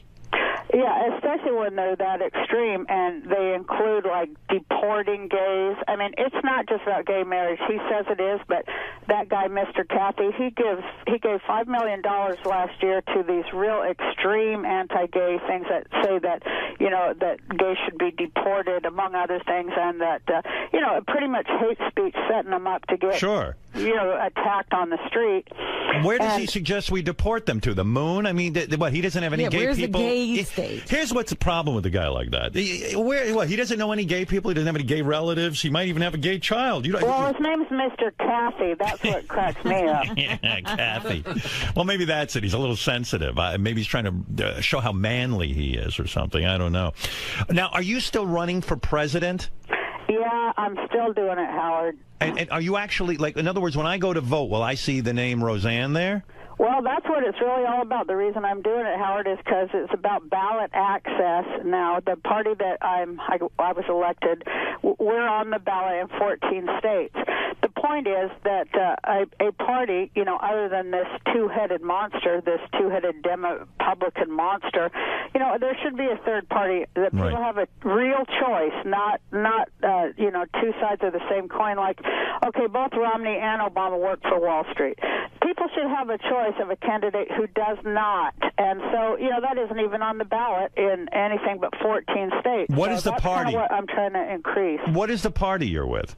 Peace and freedom. And in other words, your point is, if I can get this peace and freedom third party on more, you get a certain amount of votes, and then automatically it gets added to the voting booth. Right. Well, my point is that people should have a socialist choice in at least a conversation. It should at least be included in the conversation, since it is the thing that saved this country after the last time Wall Street fucked us.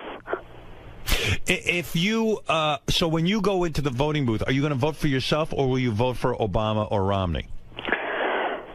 Well, everybody has to ask themselves big moral questions, and of course, I plan to vote for myself, because I do think that I'm the only candidate who isn't bought and sold and full of shit. And but it depends. Of course. Even though I think they're basically the same, I think Obama's better than Romney. I think that he's 2% better. Mm-hmm. What if you actually? What if something bizarre happened and you actually become president? Then this country would be on its way to prosperity and peace and freedom. If I was president, believe me, there's no way that I know exactly how to fix every problem, and I know exactly how to do it, and I do it immediately, like they did it in Iceland. Read about Iceland, Howard. They kicked out the Fed, the Federal Reserve, and their economy is booming after 3 months because there's nobody there just stealing their damn money. Well, I read that part of your platform is, if you really do become president, you're going to drone attack Tom Arnold's house. What did you ask Willie Nelson to be your vice president? I did, and he accepted. He did, because the report I got was that he turned you down. No. First he turned me down, and then he accepted. And I was so happy when he accepted my campaign and everything, and then like 1 hour later he withdrew. So you still don't have a running mate? I want some of the shit he's smoking. Yeah. Do you smoke a lot of weed? Because there were a lot of references that you smoke weed. You know what, Howard? I have glaucoma. Right. And I have medical marijuana. In California, it's legal. Do you really have glaucoma, or is that just sort of something you got your doctor to go along with? Well, it was cured, but she's still treating Yeah, right. Oh, she's treating it. I'm almost all but blind on in my left eye now, and I probably have to have surgery and all kinds of crazy stuff. My eyes are, nothing. I didn't know that. I'm sorry to hear that. Are you baked like 24 hours a day? Is it that much pot use? Oh no, I only I take about one drag in the morning, Howard. I don't do it in the afternoon or at night. Why the morning? That gets you sort of... I have to read a lot in the morning, So you're saying it really does alleviate the symptoms of glaucoma? Yeah, you have a lot of pressure in your eyes, and it does relieve it, and you can see better. But also, I just found out I also have cataracts.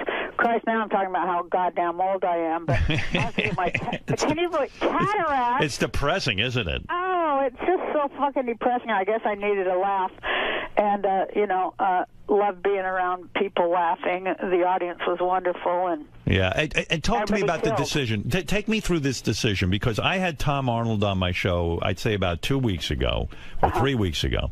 And by the way, Tom did a really good job being on the show. He was witty, he was funny, he got people laughing. He was talking about Arnold Schwarzenegger and his time on. I'm glad people like him and think he's funny now. When we were married, everybody was saying he wasn't funny. You're right. And I was one of them. Maybe we would have got along better if we hadn't had all that pressure constantly saying, that he's not funny and all that shit, which I felt they were just coming after me anyway. But, yeah, he is funny. But did that influence you in your relationship with him? Like, when enough people keep saying he's just using Roseanne for her money, he's not funny, he's a user, he has no talent of his own, do you start to actually believe the people who are saying that?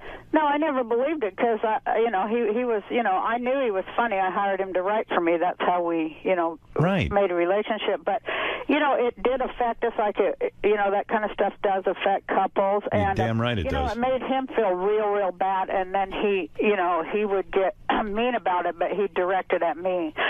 So that's what ruined it. Yeah, I've apologized to him. Go tell them. He'd go, you call them and tell them I am funny. And he'd be screaming until I did pick up the phone and go, hey, I want you to, and then he'd write down what I was supposed to say, or else, he'd just be screaming. So I go, I want you to know, and, part of me, of course, I wanted to defend him, but, it was just like, that was what my marriage was like, walking on eggshells. Anytime anybody said anything, I knew that, it was going to be an emotional price to pay.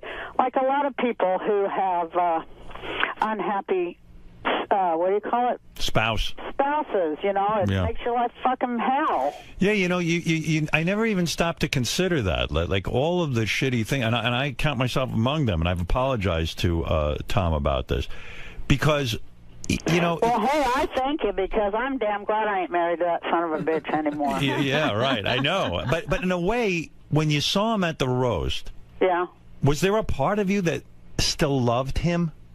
I thought his head was fucking huge. I couldn't believe how big his head got. Well, it seems like he's done some plastic surgery, right? I have no idea. We haven't even talked in 19 years. I'll tell you, when he was coming on, first we heard that he did not want to do it, right? Yeah, well, I'm telling you, he was on my show, and I forget if we talked about it off the air or on the air. No, it was on the air. It was on the. He said something to me. If Roseanne asked me to do it, would you think I should do it? Was that it, Robin? How did it go down? It somehow came up like that, and he was saying, "Well, I don't think she wants to see me. I would do it, but I don't think she is open to it." Yeah, he asked my opinion. Yeah, go ahead, Gary. I remember because TMZ had reported that they had asked him, and I remember him saying that he wasn't sure that he wanted to do it. He thought that it was bad for his mental health, that he was like in a good place, and he wasn't sure he wanted to stir all that up again. Yeah, that's what it was. I think he was really nervous and sort of scared to sort of see you, and I don't blame him. But then he started calling. Then he gave a call over to Comedy Central, and he told them, he would be happy. He would be very happy to do it if asked. Yeah, well, I kind of said to him, I said, Tom, it will be the greatest showbiz moment to see you and Roseanne. I said, if you can get through it, and if you can, go there with a good spirit, it will be phenomenal. Well, at first he said he would, like Willie Nelson. Then the next day he said he wouldn't. Then the next day his publicist said they wouldn't let him. I called him, and I left a message on his phone, and I said, hey, you have my personal guarantee that it's not going to get ugly. None of this roast is going to be ugly and filthy. I at least, I have control over that, and they're very gracious. And I give you my word that nothing, harm you or make you feel horrible or ruin your career or your life or anything like that's going to happen. And it's just a good opportunity for both of us to show the world that we've moved on and this is a brand new day. And but have you moved my on? heart's in the right place, and I hope you'll show up and tell some jokes. Will be great. Oh. So then the next thing, people came in my, but I want to say, I thought it was a good enough roast without him, but I thought, well, everybody kept asking me, so why not give the fans what they want, right? Well, your first reaction was, hey, I don't want him. He was the one guy you made a stipulation. I don't want him on the roast, right? That was your initial reaction. No, I always thought, that I would ask him. Oh, you did? Everybody wants to see that. So, I mean, my first thing is, I want to entertain the audience. So you got to do what you got to do, right? What do you think that is about performers, that you'll actually put your own mental health at risk just to please the I wasn't audience? putting my mental health at risk at all. Well, seeing him again might set you off in the sense that, like, you go, oh, what the fuck? I'm done with this guy. I don't want to be a part of this guy anymore. But you know what? Fuck it. It's going to be great television. I'll put myself through it. Well, I knew that. It wasn't going to and I know I don't have any emotional investment in it whatsoever. So I knew it wasn't going to upset me unless, he took off after me. But I knew he was smarter than that because, I figured the first time when he said no, it's because he can't take the retort. And, it's a harsh retort. Right. But, he took it, so I thought that was brave.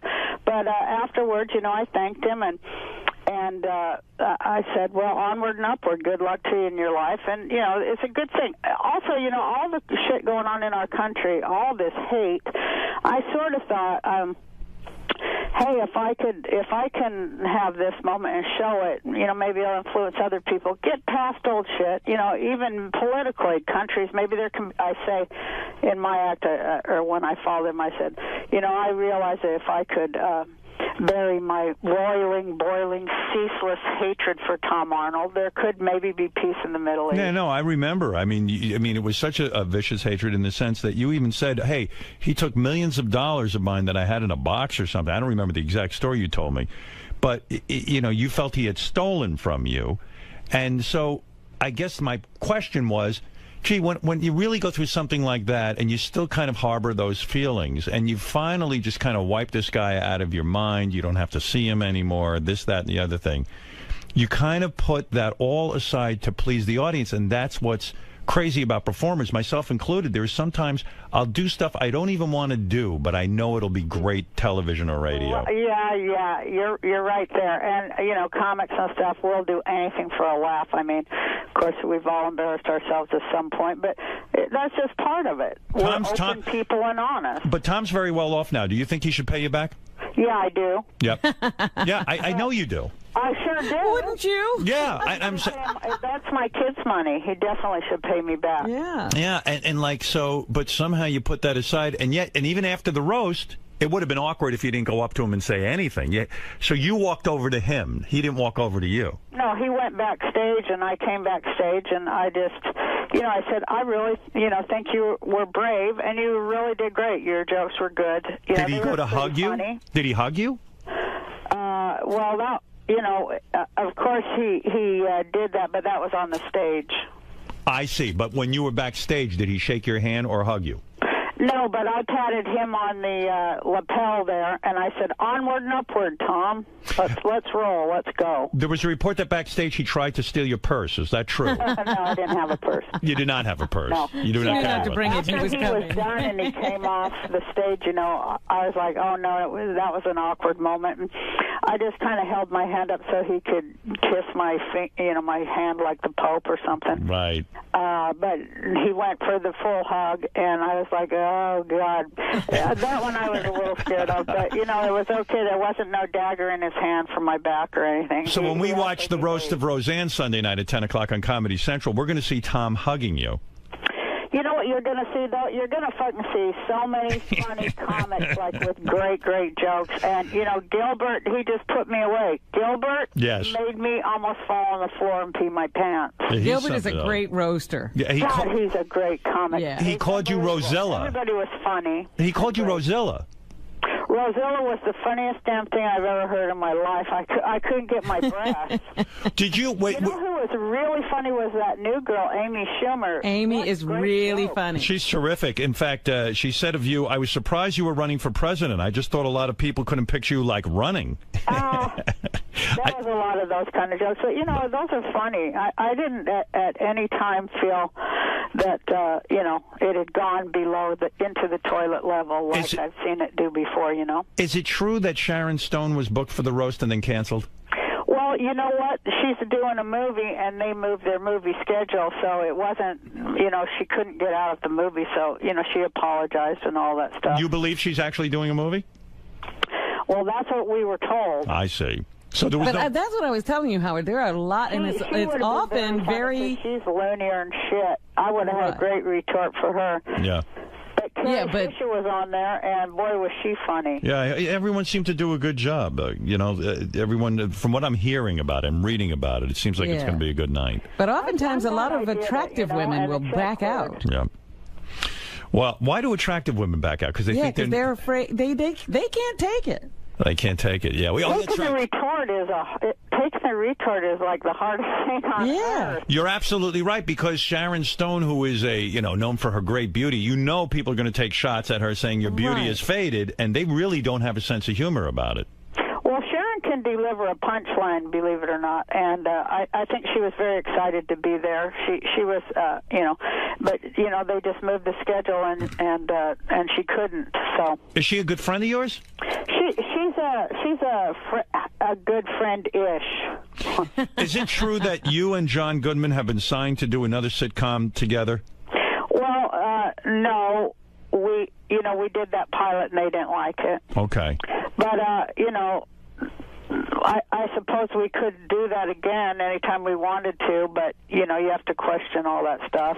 Plus, we're so damn old, but I'll tell you, the one we did, the one pilot, the week we worked together, it was just a blast. It was just a wonderful, wonderful, fun, great time. When you talk about that menopause has killed your sex drive, are you joking, or are you saying that, like, you've completely dried up and you don't have sex with your man anymore? Well, I'll do it once in a while, but I do try to get out of it. You do? Because why? Because it's just, in other words, you look at a guy now and it's like, oh, why bother? When you get old, you'll find out. I guess they got Viagra for old men, which that should be illegal. But, right. Your body it's not changes, fair. Yeah, and, you're just kind of, Christ, you're too damn tired. You dry up, right? I mean, in other words, it's hard to lubricate. Jesus, Howard. Come on, Roseanne. Let people know. Well, yes, that is part of it, but that's just a symptom of it. The real problem is that, it's just, your get up and go just gets up and goes. Well, maybe you should just save yourself for sex. Stop doing all that other stuff. Yeah, that's it. I know that's kind of what my boyfriend suggests. Does your boyfriend say to you, look, Roseanne, I have needs, and, try to do something. Blow me, do something for me.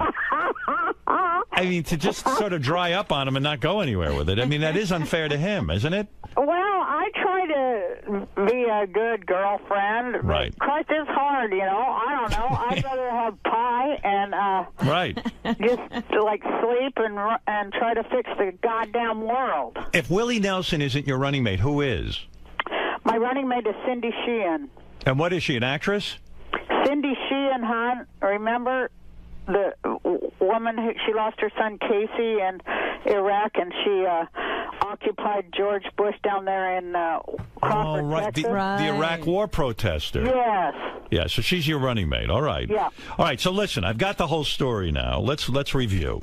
Okay. We first want to say she showed America that she can get past things and reunited with Tom Arnold for television's sake. She did it. She like Jesus. She sacrificed herself for you, so you should want.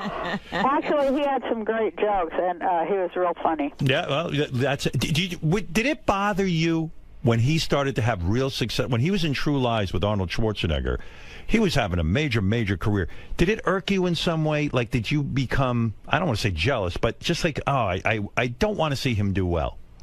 Not at all. No, I'm the one who, remember, I'm the one who, like, took all the shots so that he did get famous. And, you know, he just kind of turned into a monster at that point. He did? So, but I didn't begrudge the work I personally had done to get him. How did he turn into a monster at that point? Huh? How did he turn into a monster at that point? Was he difficult to work with?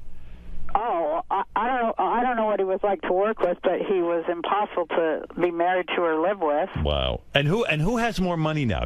I would still think you have more money than Tom, but I don't know. I have no idea. I don't know. I don't know how much. He's done 50 movies. I don't know. Do you think he might have more money than you? Probably. That's the way shit goes, isn't it? Well, you have to think, though, he had a couple of other marriages where he didn't sign prenups, remember? Oh, Is that's that right? Yeah. He might be cleaned out, too. Well, I don't know. I do wish him well. You know, he told my boyfriend on the show, he said, whatever you do, stay with her. She's a horrible wife, but she makes an even worse ex-wife. Right. Do you really wish him well? Seriously, if I gave you the power now to wish him well or to wish him ill, what would you wish him? Of course, I wish everyone well. You do? Of course. Otherwise, you know, I'd have all that hate inside me, and I'd be a miserable old bitch, and I'm not. Right. Did you always know that your TV daughter was gay? Was that a shock to you? Who, Sarah? Sarah, yeah. I know Sarah now. I've been on her show. Yes, I always knew she was gay because she liked Jodie Foster movies. That's the sign, right? That's how you know. I used to make fun of her. I'm like, come on, Jodie Foster. Especially after Jodie Foster did that one movie where she played the grand same here. That one where she couldn't even talk. Nell. Right, Nell, right. Anybody who liked that movie, you know, they were definitely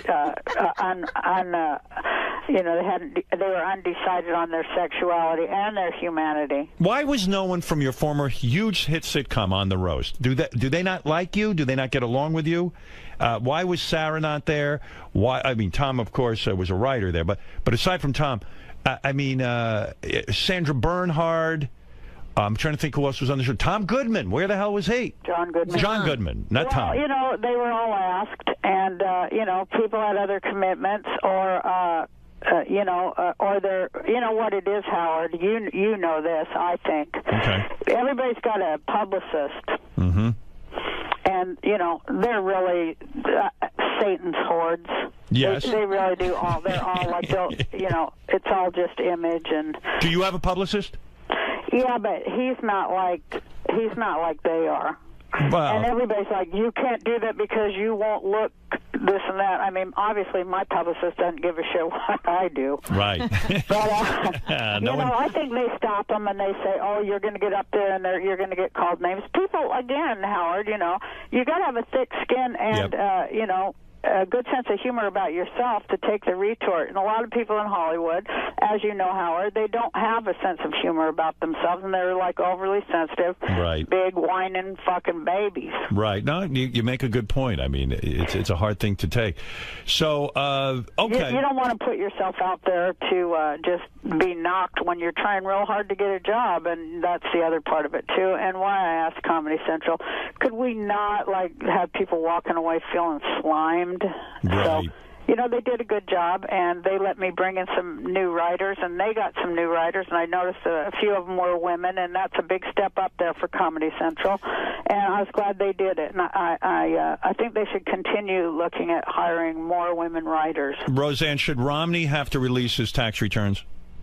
Not only should he have to do that, yes, absolutely. He should give back every dime he stole from the American people. There'd be no problem in this country whatsoever. Everybody be living great. And will you release your tax returns? I No. know there's a big call for no.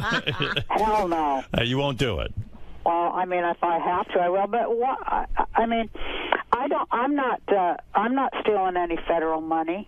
And you know, Romney, you know, there's questions of that. But certainly, I've never even been within 5 feet of where they got all the money hidden over there in Washington. You feel Romney stole from the American people? I think he stole from God and the world. I think the guy's like the biggest friggin' thief that ever lived, and he's self-righteous about it on top of it. Listen, Roseanne, you've said it all. You know you've said it all. Not all. You close to. All right, that's true. You got a little shy when it came to menopause and drying up. Well, because I have grandsons, Howard. Listen, they need to know about this. One day they're going to get old. They're only 2 or 3. They need to know about drying when up. They were 5. My one grandson said to my boyfriend, he goes, "Why you want to have sex with an old lady like my granny?" That's nice. Way to throw you under the bus.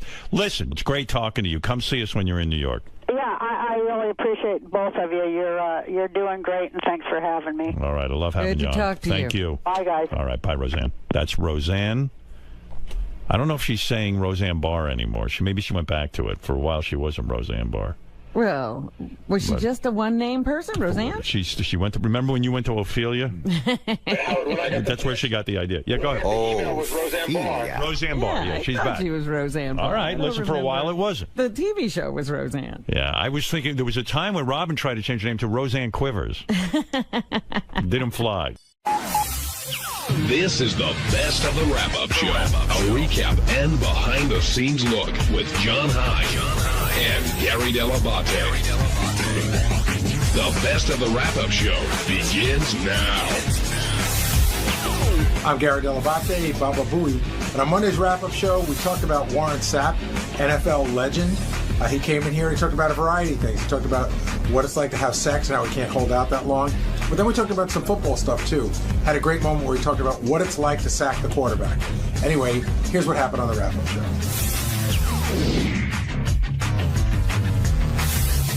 I want to start off with Warren Sapp. Gary, before he came in, I was talking about it's always great when Howard interviews a football player, a professional sports player, because he doesn't really follow it, yet you end up hearing more and learning more about the athlete than you ever knew before. The thing that makes Howard great with athletes is because he doesn't know a lot about sports, there's no hero worship. So it's not, oh my God, Warren Sapp here. So Howard's like, oh, there's a football player here that people say is pretty good, and he seems very interesting. So there's none of that like, oh my God, I saw you when you were in Miami, I saw you at the Super Bowl. So all that shit goes out the window. So all the interviews you've heard Warren Sapp do, this one's already different. Do you think Warren is an angry guy? I thought that the interview was contentious in a funny way. What do you mean? I mean that there were times where Warren seemed irritated by Howard, but because Howard didn't seem to have his facts right. And I mean, I never thought it was going to, come to anything, but he was like he was sort of mixing it up with Howard, not taking any shit from him. Yeah, and I thought that made him an interesting guest. Absolutely. But do you remember that draft when he was just plummeting in the NFL and eventually got picked by Tampa? Vaguely. Who was the number one pick in that draft? Oh, God, I don't know. It was 95? I don't remember. Will, you should probably come down with that. But I do know. I know that's the year the Jets took Kyle Brady before Warren Sapp. Yes, of course. But I do have a major. Kanjana Carter. That's who it was. I have a major connection with Warren. We were talking about today. He and I did Hollywood Squares together, and we spent the whole day together. And at the time, this had to be like 99, 2000 or something like that. And he gave me his cell phone number. He said, "I really want to do Howard Stern show." After we went to break, he got up and he said, "There's only 2 people I've ever wanted to be on this show. You and Letterman." And now I've done that.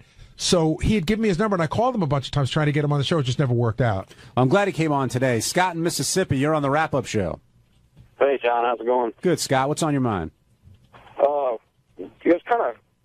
I'm glad Gary brought up the bounty scandal with the New Orleans Saints with him because, for a guy that says that he had a conspiracy theory on his draft pick, he sure does, and how people make up evidence. He sure didn't have a whole lot of opinion on that whenever he brought it up.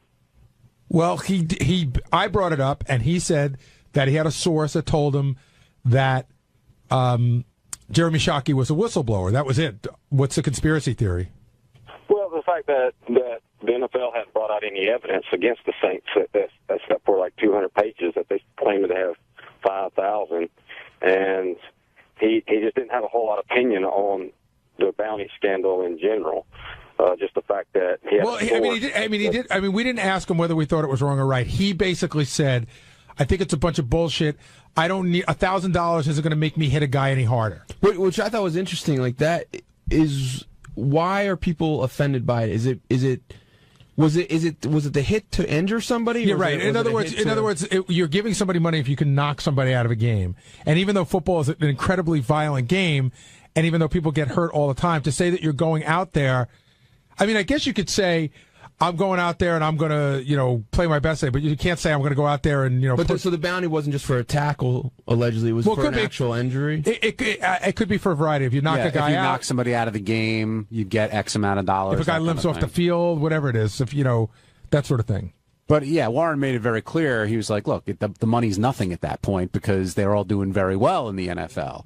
And I thought with Shockey, he said he had a source and that was it, and kind of wanted to move off of that. I will wonder, because Warren works for the NFL, right? Right. Well, he works for NFL Network now. He was on NFL Network, and he's on a show on Showtime called Inside the NFL, which I believe the NFL controls pretty well too, right? He's not on Inside the NFL anymore. But I'm saying, when I brought it up, he said, I'm on the NFL Network. He goes, he said it when he was on the NFL Network, but he got thrown off the show he didn't say it on. Right. That's the show he got tossed off of. But I thought I thought there was a lot of very interesting insight into football today. He kept bringing up the point, like, I play for pleasure on Sunday. It's the other 6 days they pay me. He goes, I go out there, that's pleasure. And his description of what it's like to beat a tackle and get to the quarterback and put him down, I thought was amazing. Did you think he was going to be a bigger guy? I guess you had met him before, though. And I think when I met him, he was a bigger guy. Yeah. Well, he said he came out of high school. Down. He was 225 in high school, and he was over 300 when he was playing pro. Right. I mean, but he said he's smaller, but he was fast, and that's really why he was such an exceptional. Well, and he made the joke, which I don't think Howard got. He goes, I feel like I'm a big guy with a safety. Safety, yeah. Did you guys understand what he said? What he was saying that would have been a motivation for making up drug reports about him? No, I don't think nobody understood what he had a conspiracy theory. He said there was 2 new teams. He said Jacksonville and Carolina were the expansion teams he was talking about. Right. And he said, but he never explained what the reason would be. Like why would help someone if he wasn't? Well, he said that there had to be an explanation why one of those teams didn't take him. Right. But I don't know who would be behind that. So does it mean that neither one of those teams wanted him, so they colluded to have him lower so it didn't look bad for them? I couldn't figure it out. I mean, in Jacksonville took Baselli and Carolina took Kerry Collins. So who knows? The bottom line is Tampa had a great draft, and they ended up winning the Super Bowl a few years later. Bobby in Jersey, you're on the wrap-up show. Hey, now. How are you guys? Hey, Bobby. This is like a recurring theme that I listen, avid listener. Howard always talks about kind of prematurely going. He can't hold his own sexually. And today Warren said the same thing. It baffles my mind that men that have been having sex for so long, still can't hold off. I don't know. It's weird to me that someone even like Warren, who's had so many people in his life, still will admit to something like premature ejaculation. It's just very odd. I wanted to know what you guys thought about that. Well, I'm going to tell you right now, I fall more into their category. And I do feel really immature about it, but then I guess there's a part of me that says I still get excited. And that's a good thing. Right. It's better than being, not being able to, I would be much more embarrassed not to be able to get an erection. I think when Dax and Bradley were in there, they talked about that too. Do you remember, Benji, who said that? Anybody who says they're going an hour, it's just not true. Or I think Dax was saying that it's not like women, guys who don't understand women, that women don't want it that long. I've heard women say, not porn women, but women that I know say, you don't want a guy fucking you for an hour. That's just ridiculous. And it's like, get on with it already. But every time I think, okay, this is a time. This is a time I'm gonna make it last. I'm gonna and then. Do you ever have one of those where you're just doing so well, and then as soon as you tell yourself you're doing well, that's the end of it? Jeff in Pittsburgh, you're on the wrap-up show. That's what I'm saying. That was a great interview. It was one of those interviews where you felt like 3 guys sitting around a kitchen table with a woman in the background being Robin. It just turned out to be a great interview, man. Yeah, it was really good. And by the way, you really need to see it on Howard TV because Will came over and he'll attest to this. Some of the faces that Warren was making, there was one time where Howard was talking about something and he had this complete look of shock, and then he would have a look of anger. It was just he was making really funny faces. Hey, it's Richie Wilson. On Tuesday's wrap-up show, there was a big discussion on who was omitted from my wedding invite list. A couple of guys from the radio side were a little pissed off. Lisa G wouldn't come down. And I think it all worked out well in the end because I defended myself and I explained why I cut those people off the list. So check it out.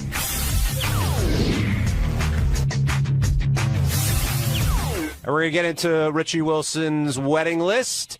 Some people left off. Some people only actually 4 or 5 left off, mostly everybody included. I think on this show, the only way, not the only way, but almost the only way you find out how someone really feels about you is when these situations occur. Well, I got a question for Richie. Did you see this bit coming?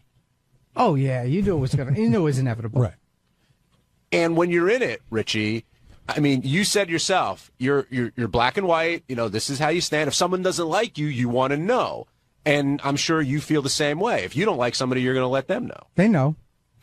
So did any of this come as a surprise to anybody today? Richie does let people know, yes, right? He does. Where there are a lot of people here who don't. I mean, with everything, if I like a restaurant, if I like a movie, if I like this, it's but it's different yes with people. No, but it's yes and no. I'm not going to people are at restaurants, but I'm not going to blow smoke up your ass or up anybody's ass and be smiling to their face and then not like them or talk shit behind their back. I think that the one thing I would disagree with you about today is when you said it's black and white.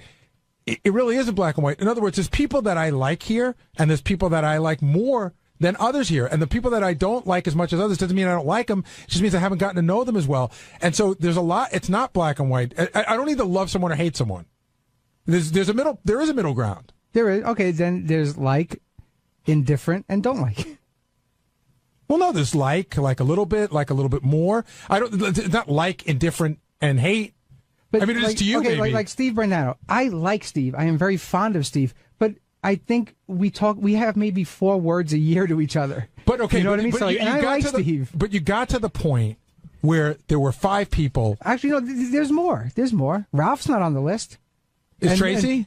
Millman, yes, because Rachel and Tracy hang out a lot off the air with Richard Christie's wife, and all those girls. Those girls hang out. I totally understand me being off the list. Totally get that. I was surprised at Will and Steve because it just seems a little glaring. But I think that having done this, it's always glaring when you leave somebody off. Yeah, Will, you seem surprised in the sense that not that you were left off, but like Jason and other people were included. Yeah, no, I did not expect to be invited to the wedding, but then when I saw that everybody else was invited, I go, okay, this is a message that he doesn't like you. No, I like Will.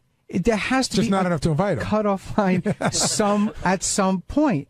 Like, okay, why wasn't I invited to your wedding? I invited probably 3 guys from Howard TV. I didn't invite anybody from our news department. That's all he invited from your office. 3 What do you guys. mean? He invited John, Jason, Scott the engineer, Scott, JD, all the on-air people. Tracy. Basically, all the people that his wife had a relationship. Did you invite anyone from the office that you wanted there? Initially, the whole horseshoe, I was going to say no as a whole to. What's a horseshoe? The whole The bullpen area. Yeah, no as a whole to. Right. And Rachel was like, listen, I want John there. I've had a relationship with John. John's a great guy. I want him there. And then I said, okay, anybody else? And she said, Jason. I email Jason a lot. Every time I see him, we have a great time together. I want Jason there. And I said, great. Jason, good friends. Yeah, I was sort of surprised by that too. Every time she's up here, they get their little. They get like a little chatter group going. The 2 of them. Rachel Fine, Richie Wilson. Yeah, no, I like her. She helps me out with the website. We talk dipping sauces all the time. She actually. I went to go see her last year sing in the city, and actually I think that made Richie and I better friends because then we found out we both watched the same TV shows, and you know. And so what's your relationship with Benji? Because Benji's always the wild card. See, it's interesting. This is going to be fun. Benji got an invite without a +1. Benji got a solo invite. Because I date Rachel. No, Benji, is that insulting to you in any way? Well, yeah, because I have a girlfriend, and that's a serious girlfriend. And I'll be honest about that. You don't want? Is it specifically I'll tell you don't exactly want her why. there? We had 3 interactions with Elisa. 2 of them were extremely unpleasant. Well, do you know about that? Well, when I didn't get a +1. And we also don't want the Benji. We don't want the Benji and Elisa show. But Benji, did you know that there were 2 unpleasant interactions with your girlfriend and Rachel and Richie? I don't know. If you want to, I don't know. The first one was the night you brought her to Rick's to introduce her to a bunch of people, and she was very cold and rude to everybody there that night. And the second one was the Christmas party where she was just extremely rude to everybody. Well, she was weird. I don't know that she was rude. She was odd. No, but like when people said hello, it was oh hi and gave out like the like the bent hand. Yeah, but she was. I look at her. She was under the hypnotic shtick coma of she Benji. was in shtick coma. Well, I wasn't gonna make a big deal, but when I didn't get a +1, I wasn't gonna go because I took that as a intentional And we slight. figured that you were not going to come. That's the best invite ever. So if I have a bit, he won't come. So it wasn't. So it was intentional. No, but we figured we didn't want Elisa there. But we figured if we did that, Benji wasn't going to come. But we liked Benji, and we wanted to invite Benji, but we knew. But I think, I don't know, you're being very insulting to my girlfriend, who is a wonderful person. And if you don't like her, that's fine. I'm just going by the interactions I've had. They've been unpleasant. But you realize it's hard to split a couple up. In other words, I know. You would be insulted if you were invited. Someone said they want Rachel. If Benji got invited myself and not Rachel, I wouldn't go either. All right, I do want to talk about one other thing, because the thing that I found most interesting this morning, like I said, I did not expect to be invited. When he said why Will wasn't invited, he had, I thought, a fairly reasonable explanation. Same for Steve. But Lisa G, flat out, you just don't like Lisa G. No, she's a dud. Come on, you want somebody that was going to be fun, and we listen in the past, especially in the past few months, with the way she's been on the show, with her whole, she wants to be paid for everything. She just let. But are you basing this on the show or a personal relationship? Both. She leaves a bad taste in my mouth. Right, so you don't like her. Yeah, pretty much, and she and she knows that. It's. Does she? I got the impression when I saw her today that she might have learned it for the first time. Oh no, she knows. This came as a surprise to Lisa? I think so. I went back to the office because I dropped off a piece of paper, and I just I said, "Were you surprised?" She's like, "A little."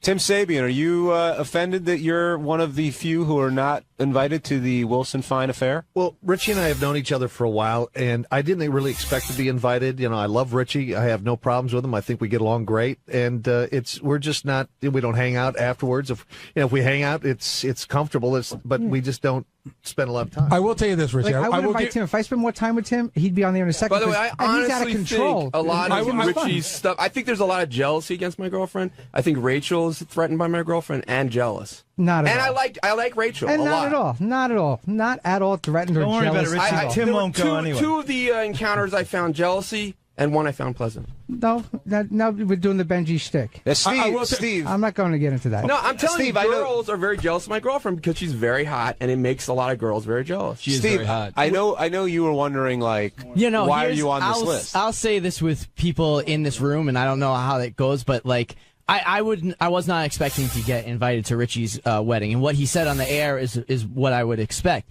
The problem is I know there's been contention with Gary in the past. Even Will, and there's been friction with Will and Richie, and I know that he doesn't like Lisa G. So with that math, that's what worries me, because then I'm either you're the exception. You're okay, but then by that, I understand your point. I understand your point. Okay, all right. Because everybody else, like he said, if Lieberman's going and Scott and JD and blah blah blah. And I mean, Lieberman's only been here for 9 months. Yeah, so then I was just the guy that got left off, which it wouldn't be the first time. So but I also interact with Lieberman a lot more, and Rob Martin I work with all the time, and I hang out with Rob. You work with everyone here all the time. But I hang out with Rob. Rob and I are friends. Look, when you say you hang out, where do you guys hang out? What would you do? Drinking. We go out to bars. I set him up on a date with a friend of mine. Wait, hold on, guys. Will, what do you want to say? No, I was just going to say, you can be honest. If it's because you don't like me, I know you say you don't like Gary, then that's fine. But I just wish you would say that rather than... Right, you say you would tell somebody, so I want you to tell them. Will. I like you. I don't know what the problem is. I like you. Well, we also heard the comment, too, that, it was very black and white. Right, and that's what worries me, too. How could that be? If I like you, I don't like you. And I like you, Will. I don't. Right. I mean, I do. I like you a lot. and I mean, there was that one time where you may have thought I was being cold, and you called me out on it, and it really made me say, "Oh shit, maybe I was being a little off to Will," and I felt bad about it.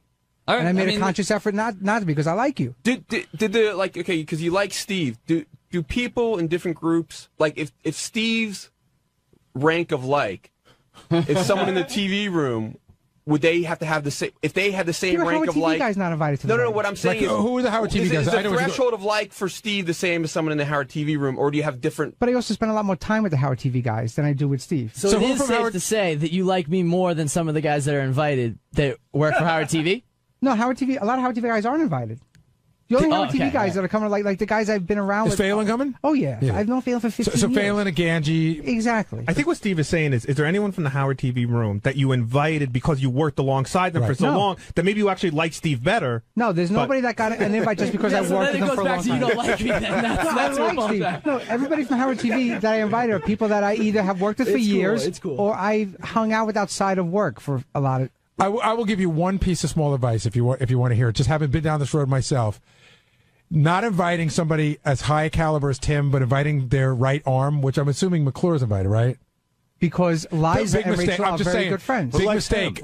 For whatever reason, I'm not. Sometimes there were people invited to my wedding that had to be invited. It's just the way life works. But it's our wedding. I got it. It was my wedding too. No, I got it, and I'm just saying. We should be able to invite who we want. You will, and you may pay the price for it down the road. Okay. One last question: how did Tabitha Stevens make the cut? Exactly. Because Tabitha and I have been friends for years. We email, we text.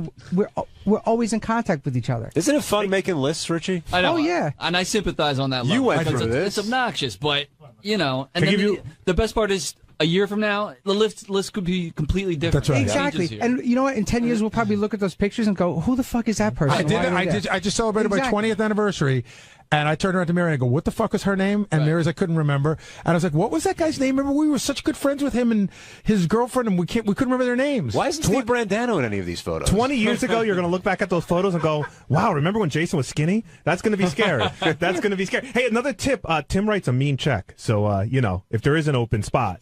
But like, there must have been people you invited that you knew you had to invite when it comes to like family. You had to invite some. You're telling me. Well, my family is very small. You can fit. But I'm saying there's cousins and aunts and uncles that you know this, right? You have to invite them, and you invite them, and you're sitting there going, I can't believe I have to have my fucking cousins from wherever when there's a friend at work I'd rather have. But that's just the way it goes. I had a section of the room devoted to people I didn't want at my wedding. It was like 3 tables in the back left corner. If you were sitting there, that's like the Scott Salem section of the. I mean, not at my wedding, the Scott Salem section, but general. Right. We call the Scott Salem section the place where the duds section. Right, I know what you're saying. I was at the table at Howard's wedding, right next to Scott Salem. Oh, I know you guys were bitter about that. Who was at the table? Was you and Jason at Scott Salem? No, not me. I had prime real estate. Jason had a different table. So who were you at the table? You and Scott Salem, Haji, Phelan, the kid with one leg. I don't even know if I want to get into names who are at the table, but Will you can definitely tell you're on the potpourri table. Will was in a different restaurant. Yeah, exactly. Well then, Ken, you're on the wrap-up show. As far as Lisa's concerned, Richie, you couldn't have made a clearer statement. I mean, you said, Gary and I have had some run-ins. You said, Steve and I don't hang out. You said Will didn't invite me to his wedding, but you just flat out said, would you invite her? When you're making a list, again, as somebody else speaking from experience, like what happens is, for me anyway, you go over and then you start looking for what are quote unquote the easier cuts. And, a guy like, Lisa G, where, hey, if you had an endless budget and an endless party, sure, she's on the list, but okay, you got to start making cuts. I don't think she would be on Richie's list. Well, maybe not. Yeah, like in other words, if the room were 250, Lisa and I still ain't coming, correct? You would. Wow. See? But I feel honored and bad for Lisa. Here's the thing. We should try and get Lisa. The place holds 150. We invited 200. Right. And we're hoping that a lot of people cancel, and they're actually coming. Right. So we could be seriously fucked. Oh, we used to. My running joke was when you get the card back from somebody that's not coming, it's like ka-ching. It's like you're making money. We purposely invited people. Rachel has relatives in Australia and England, so they're the ones that we knew weren't going to come, so we had to invite them. Are they coming? Anyway, and now they're coming. So we're like, oh, shit. Quick question, like in the tournament, the basketball college tournament, it's last 4 in, last 4 out. So we're on that last 4 out list. So maybe I'm just trying to figure out where that line was. Who like, were you putting Jason and I together and saying, all right, one of these guys can't make it, here's the upside and downside on both of them? I wasn't doing that. I was just like, okay, is there anybody that we didn't invite? And Rachel was like, I like John and Jason a lot. And I was like, well, then there's everybody in that whole general bullpen area. She said, fuck then. And yeah, she said, fuck those guys. I hate them. I mean, I was clearly, and I'm thrilled to be going. Thank you for inviting me. I appreciate it. You're my boy. Regret that but, I got an email from Richie about 2 weeks ago saying, hey, man, what's your address? And I figured that it was for the wedding. So that just proves, I wasn't on the early draft of the wedding list. So that just proves I came in later. And by the way, I did crunch the numbers. Richie would have to get married in Giant Stadium for Lisa G to be invited to the wedding. What did you guys think of Fred's reaction today when the save the date came up? I understood what Howard was saying. And again, I think Fred reacted a little too quickly. If you get a save the date card, I would say that that's a really good shot that you're invited. So when he said, I don't know if I'm invited, he could have even said, I think Fred, if he would have said, I got to save the date card. And Howard goes, oh, and that would have been it. But he goes, well, I'm not sure if I'm invited.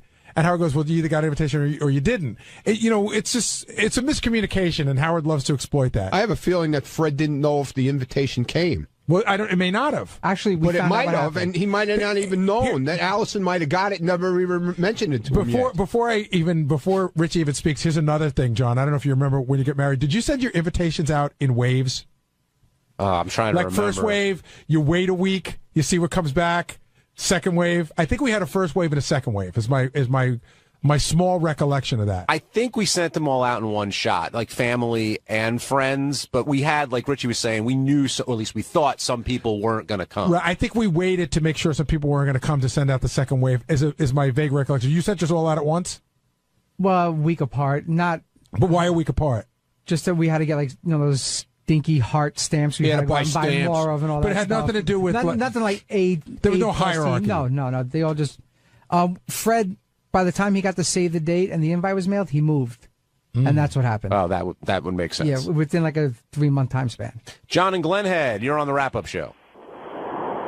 Hello? Hey, John. Hey, how are you? Hey, Gary, it's John from the Vineyard. Hey, John, what's up? How are you? 2 quick points.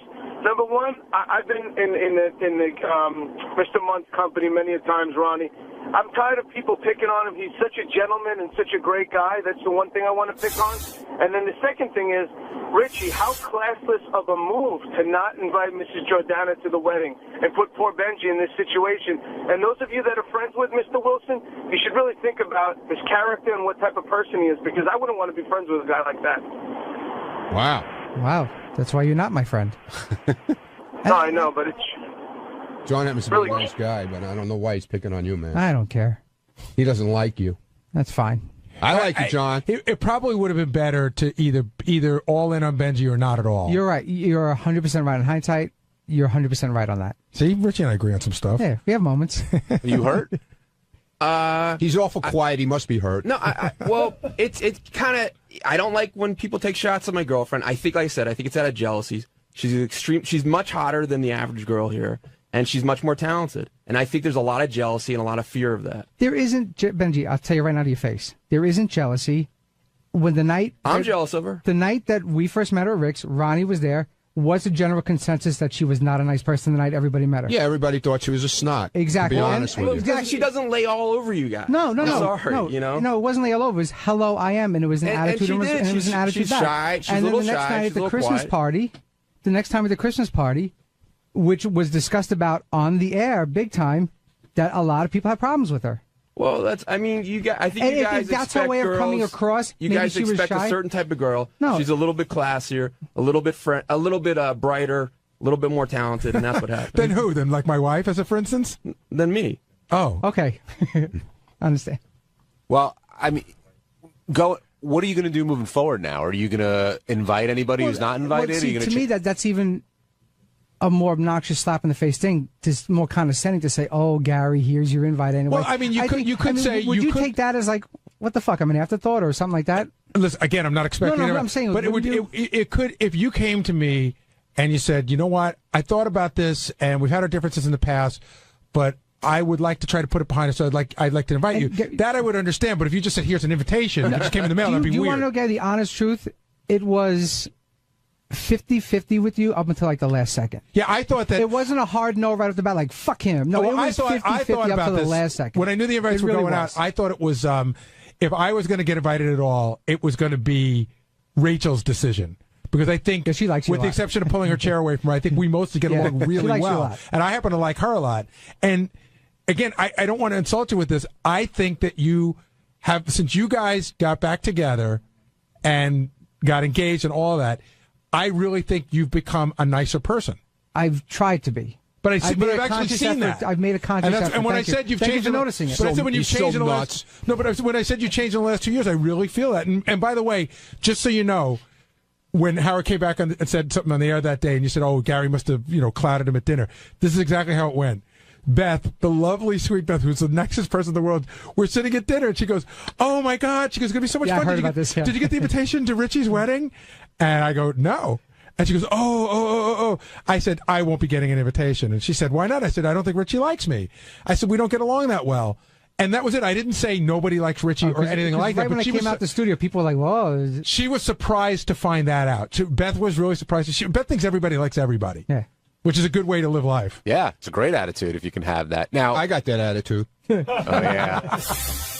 On Wednesday's wrap-up show, all the talk was about Bobo's treasure trade, everything that Bobo went through to get his valuable items for his shrine, and how Sal shined. And speaking of Sal, he told us the genesis of Twat Raper and the difference between a legitimate rape parody song and an illegitimate rape parody song. Yes, you got to see that.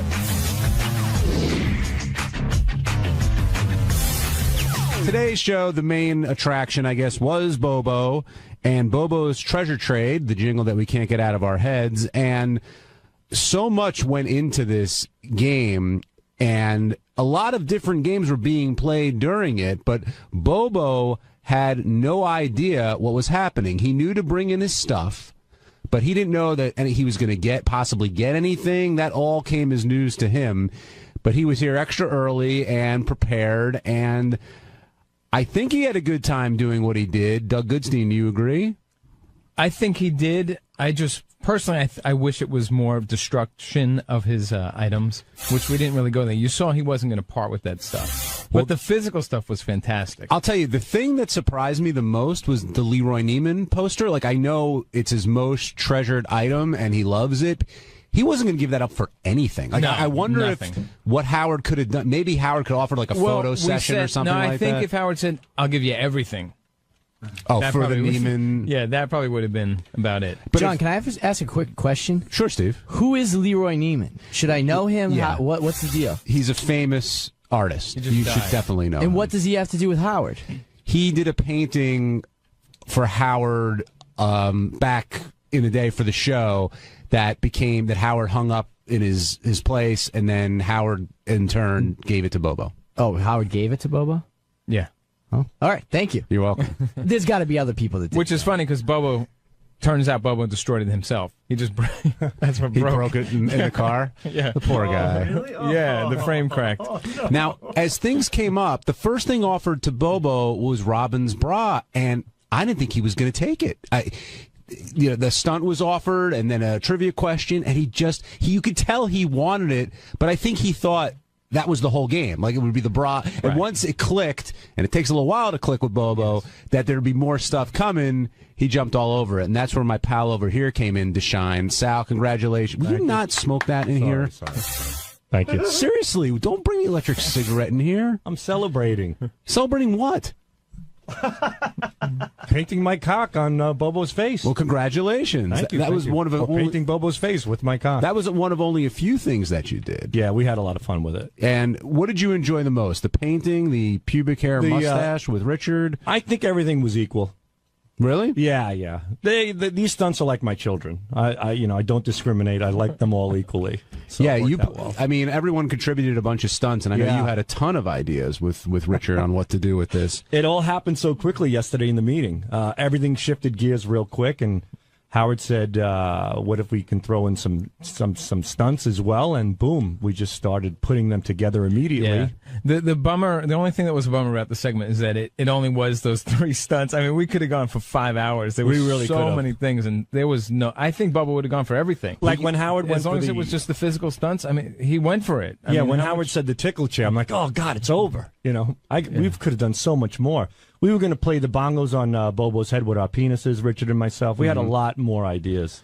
Did Richard enjoy shaving you for the mustache? Absolutely. I told him, I said, "You need to be my shaver." He goes, "You got it, buddy. I love to be your shaver." Did he work the ass hair in, or did you guys? He got a few of them. Definitely got a few of them.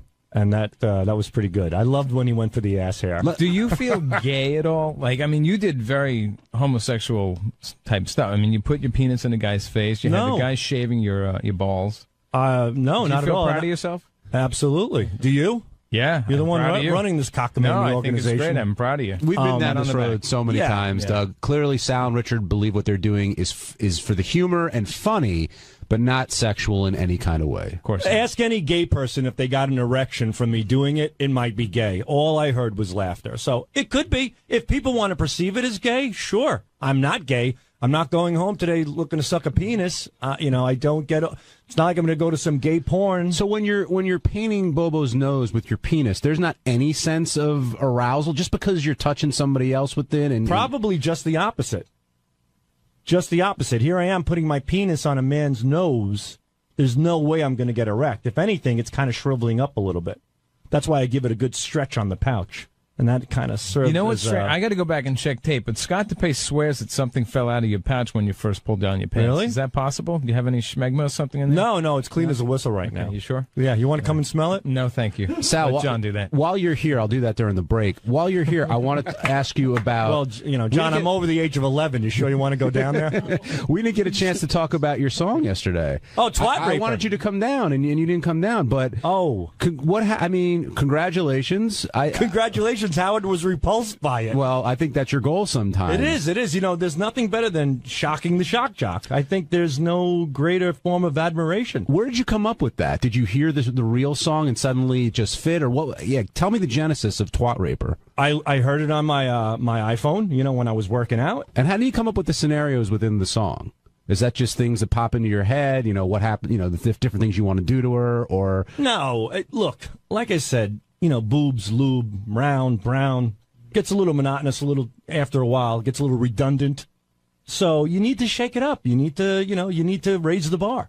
Were you surprised by how Howard reacted to the song? No, I didn't know which way he would go. I was actually glad that he said he was disgusted by it and played it versus just deleting it and ignoring it altogether. To me, that's a great accomplishment when he plays something out of disgust. It's fun. It's great. But by far, I'm not looking to rape her. I'm looking at as a, what is that called? Like the brothers do it to each other. Term of endearment. That's a term of endearment. What do you mean the brothers do it? You know how you can't say the N-word, but if you do say it, you say it as a term of endearment. That's the only time it's acceptable, which I understand. When I'm saying I want to rape Robin, it's not I really want to rape her. I don't want to commit an illegal act. I don't want to violate her. I want to consensually have mad, pussy-pounding, ass-bruising sex with her. And if you love somebody and you say that, it's not offensive. If you love somebody. If you don't, it's different. It was this is a legitimate twat rape song, not an illegitimate. What would an illegitimate twat rape song be? And just keep talking for the next 10 minutes. This is great. An illegitimate twat rape song would be somebody who legitimately wants to rape somebody. So you're saying that you don't want to rape Robin, of course. Do you think I do? No, but of course not. But I think you'd love to have sex with her. Who wouldn't? I'd have sex with you at this point in my marriage. What did you think of Robin's reaction to the song? I was very impressed. I was hoping that she would be, slightly taken off, and I she was, but I liked it. It made me laugh my ass off. I just thought it was at the end. It was funny, when you in a typical average job, you don't take out your penis and make a clown nose on somebody, but it's funny. Mm-hmm. It works perfect in this environment. Would you play it for your wife? Yeah. I mean, there's no need to, but yeah. All right. I don't think she thinks anything by it, but I love the song. I thought it was great. Well done. You should be proud. Did you like it? I did. I enjoyed it. What'd you think, Doug? I actually missed it. Any song you do makes me laugh. You know thanks. I have to do a John Hines song then. You have to do one of those. Teddy, let's take a break. Kid Raper! Come back. Kid Raper! We'll talk more about He's going to throw you in his trunk. Treasure trade. We'll move off of Twat Raper and back to the treasure trade. And Gary, I was saying before you came in that there were a lot of different games really going on during the segment. Yes, and I was very, very nervous about this morning because this is one of those bits that, to take a phrase from Tim, had a lot of moving parts. And there were a lot of areas where it could have gone a lot of different ways. This also was the morning that Howard was coming off of America's Got Talent and had to work again. So I had a meeting yesterday with myself, Will, Doug, Richie Wilson. We all sat down and we went over everything a lot, and we tried to make it as easy as possible. I mean, Will did the bulk of the work, but I was so afraid. I was just praying for it to be 8:00 because I wanted this to be done and just go correctly. Did you think Bobo would give up that Leroy Neiman poster for anything? Yeah, he was very attached to that. And the OJ mask he passed on basically, right? But he wanted your beekeeper mask. He did. Lost his One thing eyebrows for that, right? I was surprised that he passed. I know it's weird, but I was surprised that he passed on the tombstone because it's so one of a kind and it's so well known from the show. And off the record, we really wanted him to take it because we just wanted out of here. It was almost like garbage. We're like, please win it so we can get rid of it. But did you know, like, why? Did you hear why he said he did? Yeah, he said he thought it was. It freaked him out, thought it was too. freaky. But he's like a tribble attached to Howard. He feels what Howard feels. But not only, I don't think it only freaked. It just didn't just freak him out like as like a death kind of thing, but like the thought. Sorry, the thought of Howard dying is so upsetting to him. No, I get it, but Howard, if it freaks Howard out, it freaks Bobo out. To me, the highlight of the whole bit, and I thought the bit was very strong, was when the guy called in at the end and criticized Bobo, as a fan, and Bobo immediately, commanded respect as he's got Sal's, paint from Sal's penis on his part of face. that. Did you notice that he said, "What are you? Go back to your 9-to-5 job." Like, what the fuck does that mean? But he knew as opposed to his 12 to 8 job. What is that? We were like, what does that mean? Like, decipher that. Well, I think it means that I think that Bobo thinks that he's special as a super fan of the show. But his job is as regular as it gets. He's got like a 9-to-5 top job. There's nothing wrong with having a 9-to-5 but job. maybe he meant like because then he's successful. Isn't he sort of retired because he made a lot of money? He's and saved up? semi-retired. Yeah, he retired from the post office, and he does. Oh, he's a teach postal class. worker? He was, yeah. Oh my God, that explains everything. I thought he gave defensive He went driving. postal many years ago. No, wait, I thought he was a defensive driving That's what he does instructor. now. No, I understand why he's semi-retired because he probably worked for the post office for 30 years. Right. He's probably on full pension, and so he can do a job where he doesn't have to work full time because the pension and a little part-time work makes it work. Now, do you get sentimental about any of the stuff that he took? I know he got some carts, the tickle chair. I got to tell you, the carts, they've been in my office for a while. I took them when we left K-Rock. And so I have 4 carts in my office. A Song of DeBella, Baldy Baldy, John with Ringo Starr, the Tarantella music, and a cart of when Jackson played football and the announcer announced it, Howard played it on the air. And I think I just grabbed those randomly on the last day, but I remember thinking, all right, John with Ringo, that's a big deal. That's iconic. Oh, and I have China singing her song. Oh. And so I had to give a couple up yesterday, and I was almost hoping he wouldn't take them because they actually mean something to me, although they're fucking useless.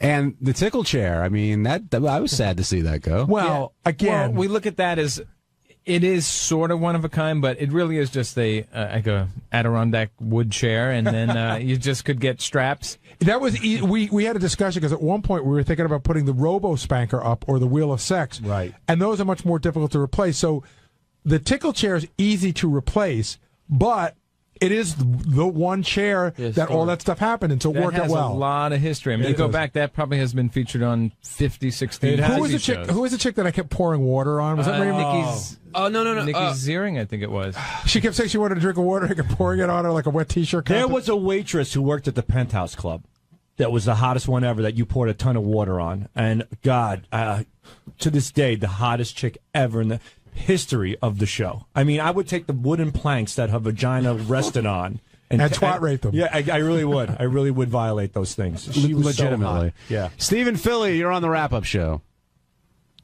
Hey, John, Gary, what's happening? I just want to. Do you think Bobo's stuff's going to be worth a lot? All his memorabilia put together is going to be worth a lot of money one day when Howard retires? I think I can answer this. You know, the charity that I work for, we're always talking about ways to raise money, right? So one of the guys that works there, he said, go into your attic. Like a lot of us worked in the record business. We have like gold records or whatever. So I went into my closet. I have like the shirt from Howard's 40th birthday. I've got a jacket from Private Parts, a bunch of stuff. And I was going to put it up for auction for the charity. And I went online and looked, and it just didn't seem to be worth it. It didn't seem that it would generate enough money for me to part with it. Yeah, that's interesting. I would think some of the stuff, depending on how unique it is, I guess, and like I'm thinking the tickle chair. I know you said it's an Adirondack chair, but based on the history and fans of the show, I guess if they bid against each other, maybe then I also think that Howard has to sort of legitimize it. Yeah, Howard sign it, and not only sign it, but Howard. If Howard says today? What happened today gives the items huge legitimacy. Right, that's right. But I wonder, like, are you saying if in 25 years will Bobo be able to say, I've got the tickle chair from the Howard Stern Show, and somebody's going to go, oh my God, that's worth a lot of money, and somebody's going to go, fucking, I don't care. Probably both. I think it's worth nothing because I think it's splintered on the LIE right now. but it's still I the think chair. that's coming out of the car. Listen, it's like no doubt. it's like getting a piece of wood from Yankee Stadium. At the end of the day, it's a piece of wood. I think he'll end up, and you'll have to check in 20. I think it'll be like $1 million collection or more. I disagree. Well, I asked him that when I did the Bobo Shrine tour. Yeah, what does he think it's And worth? I said, "What is this worth?" He goes, "Well, it's it's priceless to me." I said, "Well, put a price on it." He goes, "Oh, it's got to be in the millions." But like any piece of memorabilia, any autograph, any other stuff, it's worth as much as somebody's willing to pay for it. I mean, I guess an insurer would know, like, have some idea of. Yeah, I don't think Bobo's collection is worth. It may not be worth $25,000. What about definitely less than that? I mean, it's pretty much newspaper clippings and magazines and books. Well, he's got some autograph stuff that is unique. I mean, there's lots of photos; those aren't worth shit. It's the stuff that's signed. The books, the stuff we gave him today, has some value. And, I laughed really hard. I was watching the piece that you guys put together that's going to run on TV, and he was even impressed that he's got a copy of a book that my mother signed, which made me laugh my ass off. That's his number 2 most valuable thing. Sal, what do you think of Bobo's passion? Because you're a passionate fan of the show, and of course you're part of the show now, but do you understand where he's coming from, why this stuff means so much to him, what he'd be willing to do to get some stuff from the show? Everybody has their thing, and for Bobo, it's this show. I certainly get it. There was a show one time on MTV. What was it called? There was these people who were obsessed with certain bands and whatnot, and they had the most ridiculous things. There are people who collect locks of hair from rock stars and whatnot. What about you before you worked on the show? Did you ever collect memorabilia from the show? The only thing I have from the show is when I was a guest on it, you guys signed a book, which I still have, and Howard signed a Private Parts poster. That's it. But you were never big into you're not one of those guys like, God, I'd really love to have the seat cushion. No, I'm not a collector type of guy. I just don't collect stuff. It's not me. But I get it. I mean, Bobo's obsessed with the show. It's an obsession, and you know what? If it makes him happy, so be it. The guy's been listening for so long. He is a super fan. He got something good out of it. Like my cock hair on his face.